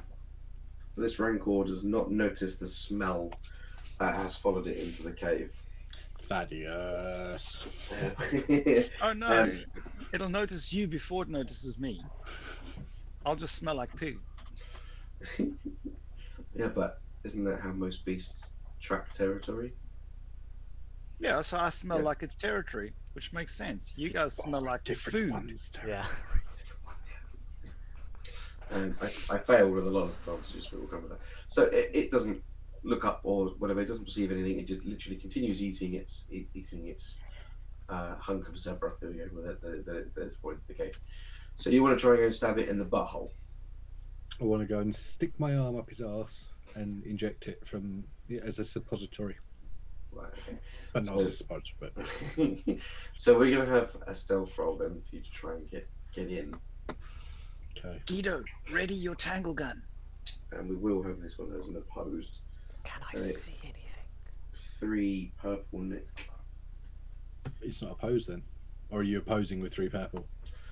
Well, I'm going against his perception. Like I'm Okay. trying to sneak up on him. So. No, that's fine.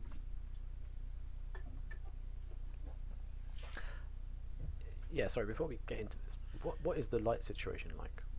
You're using your torches, but Tresic's using his heat vision, infrared vision. There we go.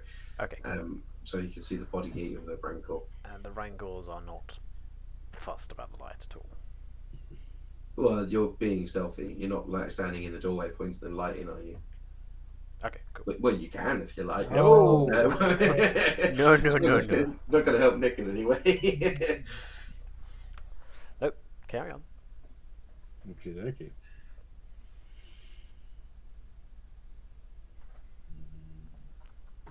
I would really like for this to work, so I'm going to flip a thingy and upgrade my roll.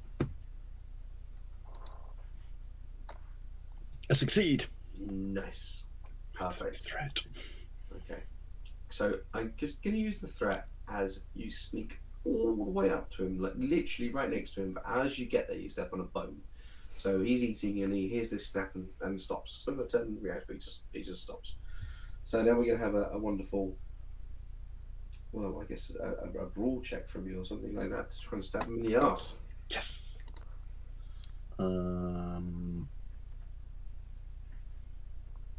It's okay, guys. I've got this. Maybe. What would you like the difficulty to be? That's engaged, mate. And I mean, to us, he's silhouette through. Silhouette 1 maybe because sorry, silhouette 2 because he's bigger than you. So you're going to get a blue die anyway against him. What's engaged 2? 2, yeah. One.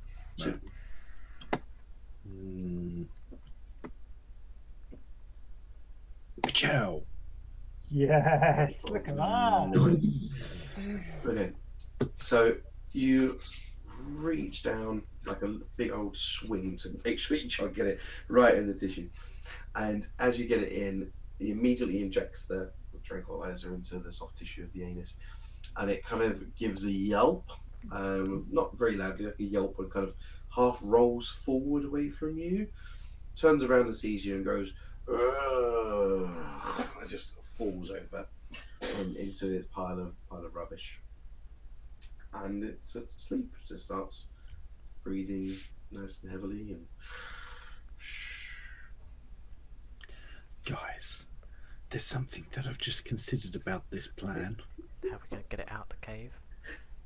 Yes. Shall we call Captain? Should we call the captain? No. How's he going to get his ship in here? Well, at least it takes 30 minutes to arrive. We can use a net. We could use a net and muscle power. How big is this baby rancor? I'm going for silhouette 2, so it's bigger than you guys, but I'd say with the 3 of you, you could probably drag it out. It'll take some time, and it's going to definitely give you some either exhaustion or strain. Getting him into a position that you could potentially call for pickup. Yeah, we're gonna have to. But before we start dragging it, I think we should investigate the other direction. There's something mysterious there, and I don't want it coming up on us. I think we should go and investigate that. We'll come back for the Rancor. Thaddeus reaches across his chest and presses a little indentation in like where his pectoral would be, and just says softly, "Note to self: young Rancor's anuses are susceptible to tranquilizers."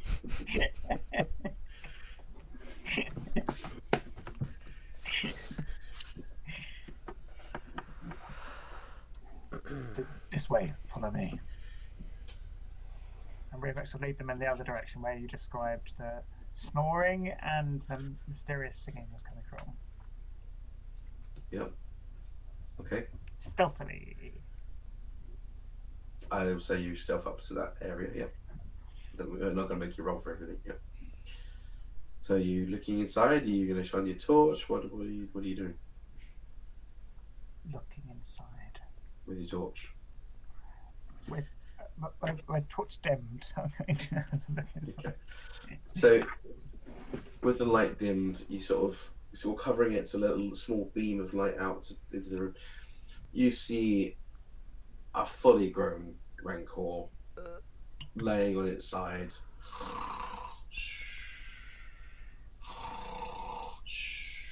Can we see if it's a male or a female? No, let's say its heads towards you. You'd have to go to the other end to have a look. You're welcome to go have a look. But there's only one. There's only one in there. It's asleep. Inside the room, or the cave, as it were, that it's inside, is bones, same as the babies. There's bones everywhere, as it is in the corridors. There's bones, there's feces, piles of stuff, like dirt. And the only thing that does stand out to you is rags, clothing, seems to be piled up in that particular room. And as you pass over it with your torch and look directly at it, the singing gets louder in your head. Professor's notes: the parental effects habits of a rancor is one adult cares for one young.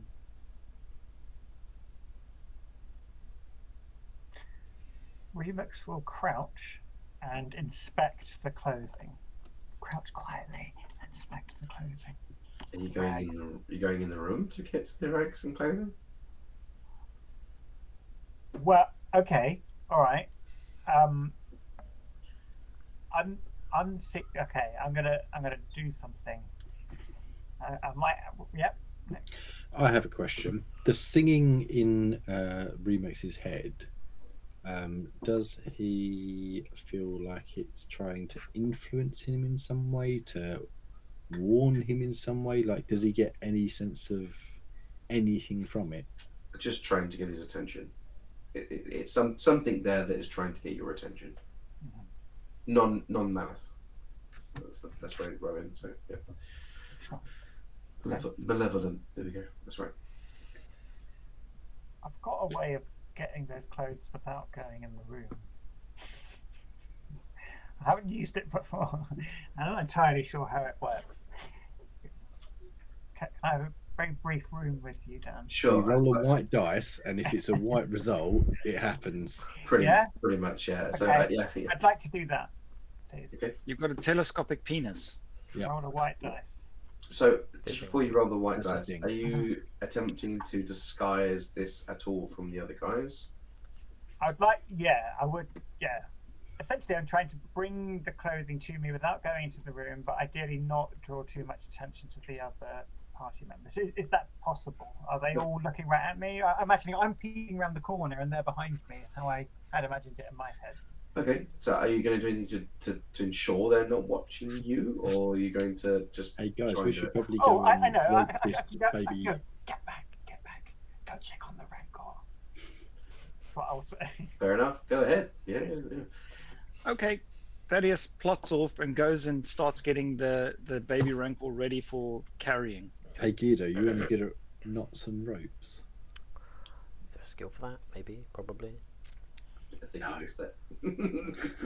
Sure. Survival. She's into tying things up.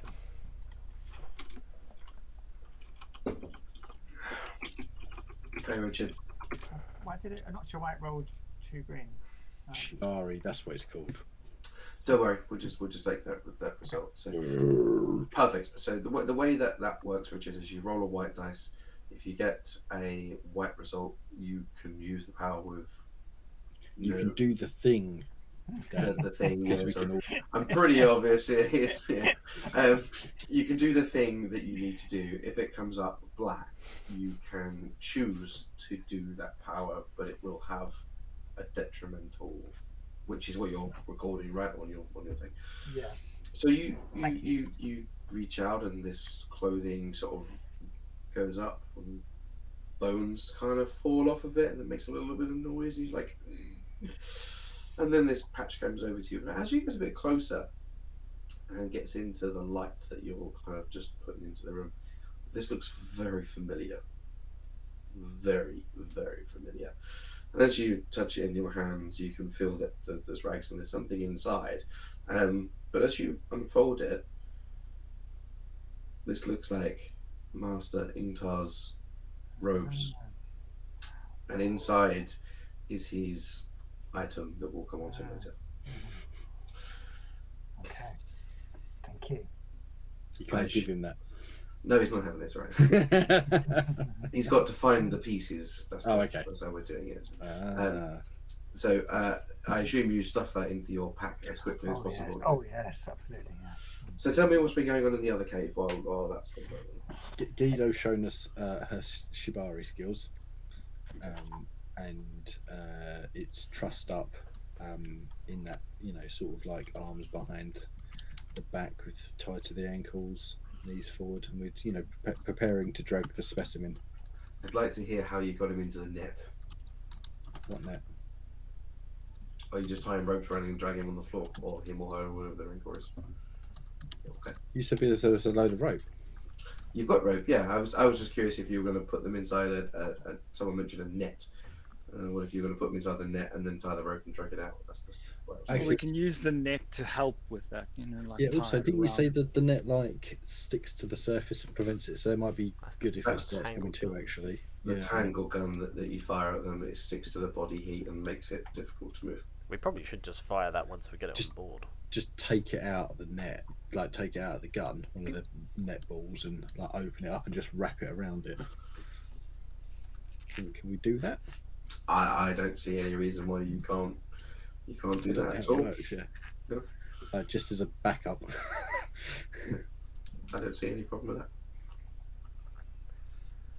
So you wrap it up like a spider would to its prey. So it's roll nice it and easy in to drag, yeah. Okay. So I'm not going to make you roll loads of checks in order to get out of the cave. Because I'm really strong. Really boring. So what I'm going to do is just going to say everybody take 3 strain. I'm trying to drag this thing out of the cave. There's a few times that you're like, well, you've made a little bit too much noise, where you're grunting or something like that. But as you go through, you make a little bit of noise, and you're like, oh, and you're like, still can be heard out of the cave. Okay, so you've got the baby rancor to the mouth of the cave. Are you taking it? Okay. You're gonna call them. Okay. So 25 minutes, 30 minutes later, that you hear a ship coming into it. Don't time skip. No. We call. I didn't say we call and wait at the mouth of the cave. Okay. The first thing we do when we leave the cave is we call. Okay. Tell me what happens. So, does he pick up the phone? Yes. Does he say that he's coming? Yeah. I'll be there in 25 minutes. Cool. Galactic minutes. We then drag the body somewhere that's easier for his ship to land. We're not going to wait right at the mouth of the cave. Okay. Because that's silly. Yeah. Okay. So you just drag it into a larger area where you can get the ship. Yes. Okay. Now, 25, 30 minutes later, he can turn up. He comes down and lands in this, I call it a clearing, where you guys have dragged the creature to, and he steps down off the ramp and goes, well, I didn't expect you guys to do that so quickly. You look a bit tired, as you're all panting and from dragging this everything. I'll get the lads to help you get it on board, and I want to use one of the ropes. But yeah, I'll warm up the engines. Okay, So have you got a box for this thing? no, it's just going in cargo hold number 8 on the ship. Put it in. We'll just it's definitely asleep though, right? You've definitely made sure it's asleep. For now. Right, okay. Well, as long as it doesn't wake up, I'm a happy captain. The only way to tranquilize it is to attack it in its anus with one of these tranquilizer darts. Thank you, Thaddeus. Just a heads up, we don't know how long this is going to last. I have started a timer.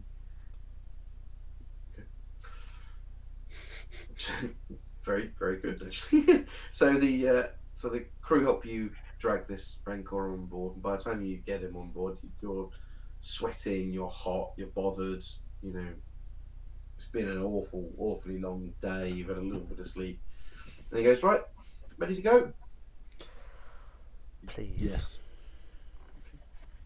So he flips the switches, and you feel the ship sort of rumble as it starts to take off. I put our strong binders on the Rancor that I just remembered about Okay. to secure him into the cargo bay more securely. No problem. So the ship takes off and heads up into the atmosphere, and Captain Sol comes over the comm and say, "Prepare for the jump to light speed. We're going to go ahead home, get back to the Surgeon as quickly as possible." Just one moment. Thaddeus, can you come with me to the cargo bay just to ensure that there's no shenanigans in hyperspace when we jump to hyperspace? Certainly, Trey. Thank you. You may continue. Thank you, Captain. Oh, that was me. Yeah, that's Who's he you. talking to? So you feel the ship go into its accelerated momentum of travel, and we're into the hyperspace thing. So is there anything you guys want to do, or do we want to jump forward? No, we're just going to guard the baby Rancor and keep eyes on it and not just put it in a cargo bay and forget about it while we go for a nap. Yep. So the travel time is 1.5 days. At some point, I think Tracy's going to have to sleep, but Thaddeus is awake. Yeah, and someone else can take over when I go and sleep. Was me. Okay, no worries. So, unfortunately, I have to have something happen here because of this part of the story. So I'm going to flip a dark side point. So Thaddeus, you are watching the baby Rancor. It's sleeping away, no problem. You've got your timer. The first timer sort of went for about 4 hours before it started to stir, and you were like, right, okay, time to inject it with some tranquilizer again. Again, you inject it with tranquilizer. Again, about 4 hours roughly passes, and then it starts to stir again. Hit it with another tranquilizer. You're just keeping watch, but it doesn't go 4 hours. It seems to get to about 3.5, and this thing wakes up instantly and kicks out. It's restrained. You've got the binders and whatever, but it just kicks out, in its restrained movements. And unfortunately, it hits something on the control panel next to where it's laying before you can restrain it again and knock it back out. So I need anybody at all, to roll a D100, please.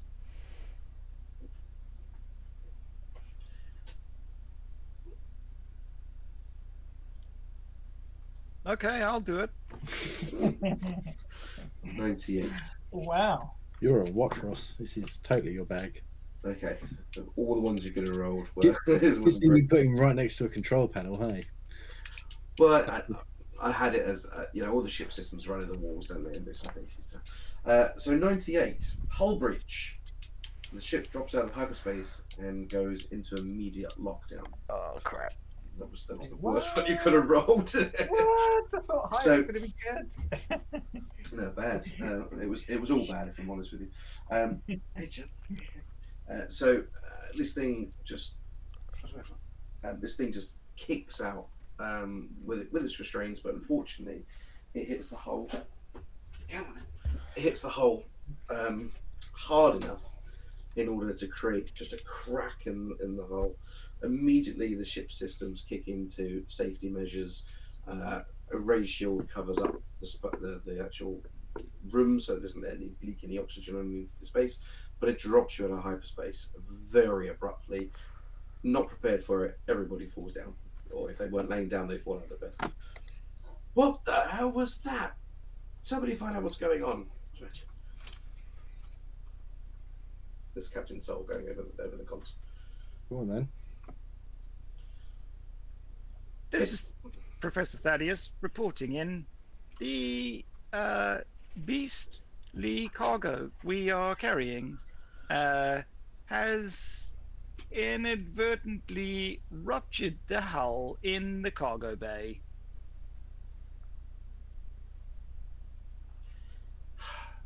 My ship is ruptured. This is not good. Sorry, for did our you time say your delivery. shit is ruptured?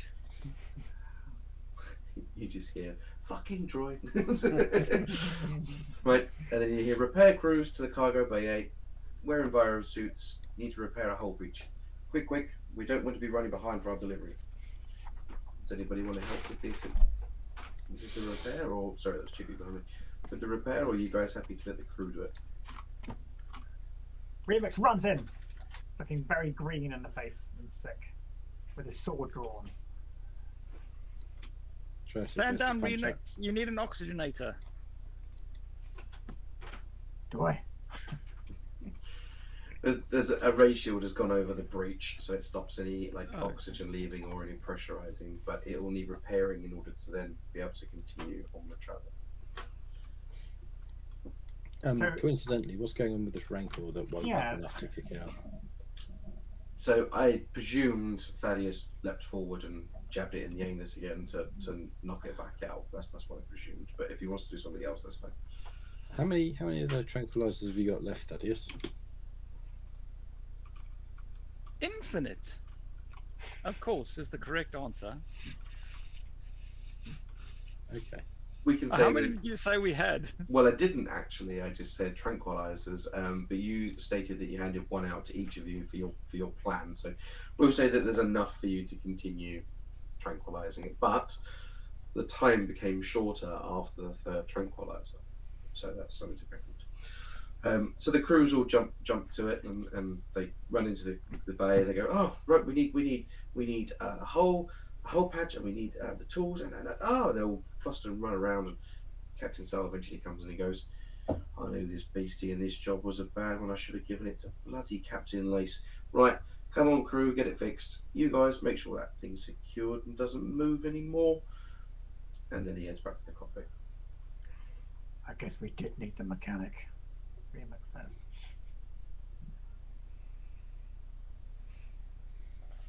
So watching the guys, they go outside of the ship in their enviro suits, and you watch one of them through the gap, and he puts a bit of hull plating over it, and then you can't see them, but they seal it up round the edges in order to make sure it's all tight.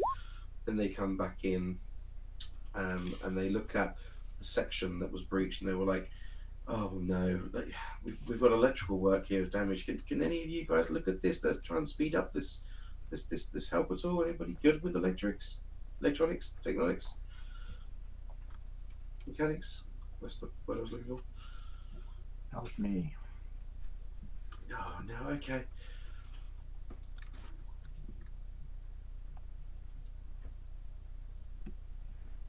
Good idea. So they're going to start patching up the ship a bit more. They've already lost 4 hours to doing the hull, and they're like, oh, this is going to take us another 3 hours. Captain Soul's going to duck our pay, you know. But better make sure the beastie's all locked up, and they start to do all their work on the inside to reconnect the engine sections that were broken on the electrics and everything else. In total, you're going to lose 6 hours worth of time. So there's plenty of time to make a cage if you want to make a cage. Guido, I assume we just discussed this. It's like, okay, let's go find some welding equipment. Hey, Professor Thaddeus. You're a professor, right?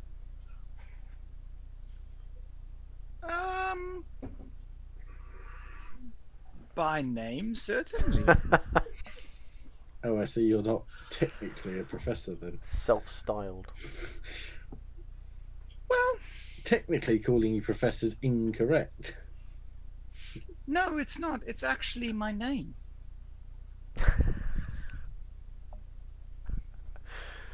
But you're not- Calling me a professor would be incorrect, but calling me Professor Thaddeus is 100% accurate.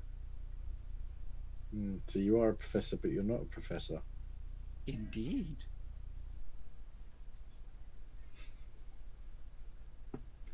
Anyway, does that mean you're dumb as shit then?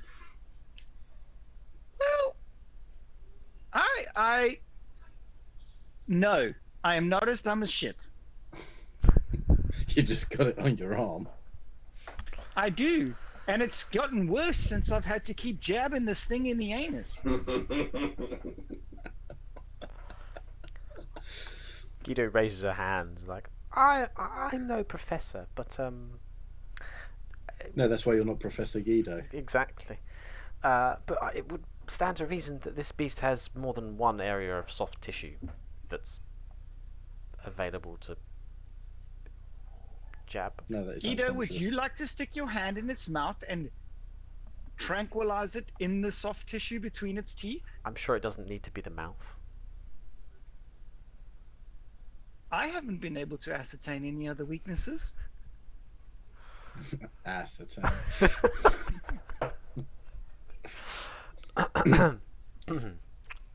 Armpit, But eyelids. perhaps you could fashion us some sort of cage. I think I'll do that. Perhaps the two of you could fashion some sort of cage. I don't need the Thaddeus. The Thaddeus? I don't need. I was about to call him the Professor, but that's not his title. How I many? can do this. Oh, Ross. Sorry, Ross. How many green dice does Thaddeus have for intelligence? 1. Have you got 1 intelligence? Yep. You are dumb as shit. No. Shit is still dumber than 1 green. So we're all 2. Okay. Yeah. So if you assist, you'll get green. Blue. Okay, That will do. I'll take the assist. Go for it. I guard the creature for any more waking uppings. What does Go that for become? average, Sorry. average Gary. But how many green? Sorry. 2 and a blue for Oh, being did it just assisted. do a blue? Okay, cool. Beans. Giggity. But no success. I'm not It quite looks sure. like a wonderful cage that you've built. Whether it'll work or not is an entirely different matter. So you've just taken these plates and kind of welded it around it. I made art. Yeah. It's a cage. It might not be effective as a cage. Mm. It might not actually prevent limbs from moving. It might not even be the right size. Well, let's say that you've kind of built it in a rectangle around this thing. So the advantage is if it does kick out or lash out, it's only going to hit the plating that you've welded rather than the actual hull. That so may not be effective, but The requirements were met. so after cool. I was just going to say, could you use a light side point to re-roll that dice? Like, if it was something that was super critical and we wanted to make sure we tried to succeed, could we re-roll it? Yeah, or you could just flip a light side and say, "I've built a wonderful cage." Okay. I will do that. To do the destiny points, aren't they? Do they carry over to next session or anything like that? Is that no? Cool. Like burn for it. Sweet. I will flip the light side point. I think the only time I would say that they would stay is if you were in the middle of a mission. Okay. Cool. But If you like not, mid-combat or something. but if not, they'll reset. Cool beans.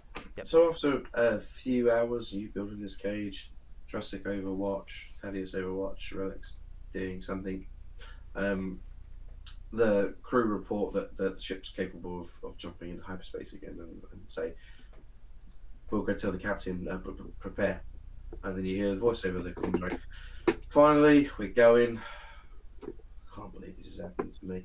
Right, prepare for the hyperspace jump. 1, 2, 3, and it jumps into hyperspace again. Next time it comes out of hyperspace, half a day later, you're over Taris again. And he takes the ship down and lands it back in. What's the clicking noise? And lands it back into the town. Sorry, doesn't land it in the town. He takes it directly to the duck's egg and says, "One moment while I'll throw the cargo, and I'll take you back to the town so you can go back and collect your pay." Right, 1, 2, 3. In the cargo bay, the door opens and he just tips the ship ever so slightly backwards, and the Rancor just slides out on this plate that you built in the cage into an open section of the duck egg, and then it closes up. And he goes, "Right, okay," flies you over to the landing strip and kicks you all out. And he says, "Right, go back and collect your pay. I'm not happy about the result of this. Can't believe my ship's been damaged. Right, you guys, get on this. We need to get this temporary fix completely removed. Prepare the ship, get on it." And then he starts barking orders at his crew to get some repairs completed, official repairs completed.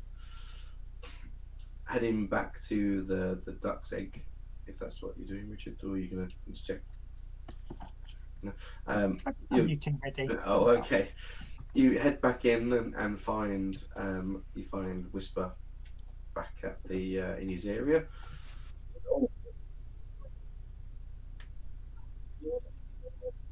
Does Dan go weird for you, Yeah, I Dan? can't hear you, Dan. I can't hear him. This happened last time you came onto this page, Dan. You go muffled for Yeah, a you bit. leg out and for a then- second when you swap pages. You just need to give it some time. Is that better? Yeah, you're fine now. I thought it was the music, but anyway. Whisper goes, "Oh, I'm so glad you're all back and you're in good health and nobody's injured, which is great news. But Captain Soul he's He's a not happy. whingy old bitch, isn't he? He'll get over it.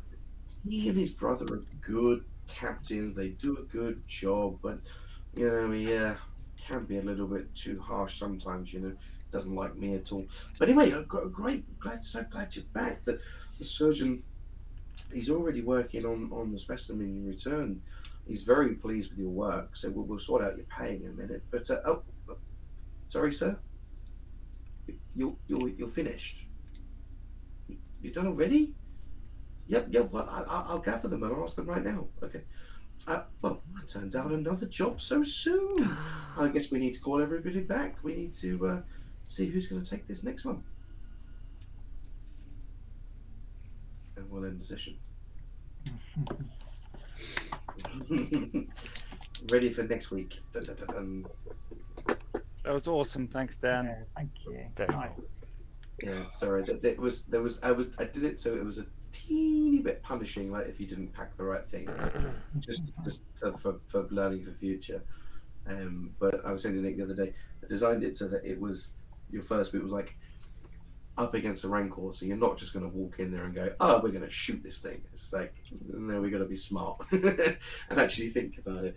But in my head, I'd actually planned it that you were going to either set a trap by setting out the nets and a dead drop or something like that to try and catch it and then tranquilize it and whatever, or try and catch some other food that was on the planet or another creature and then set a trap for it to come along and get to chest.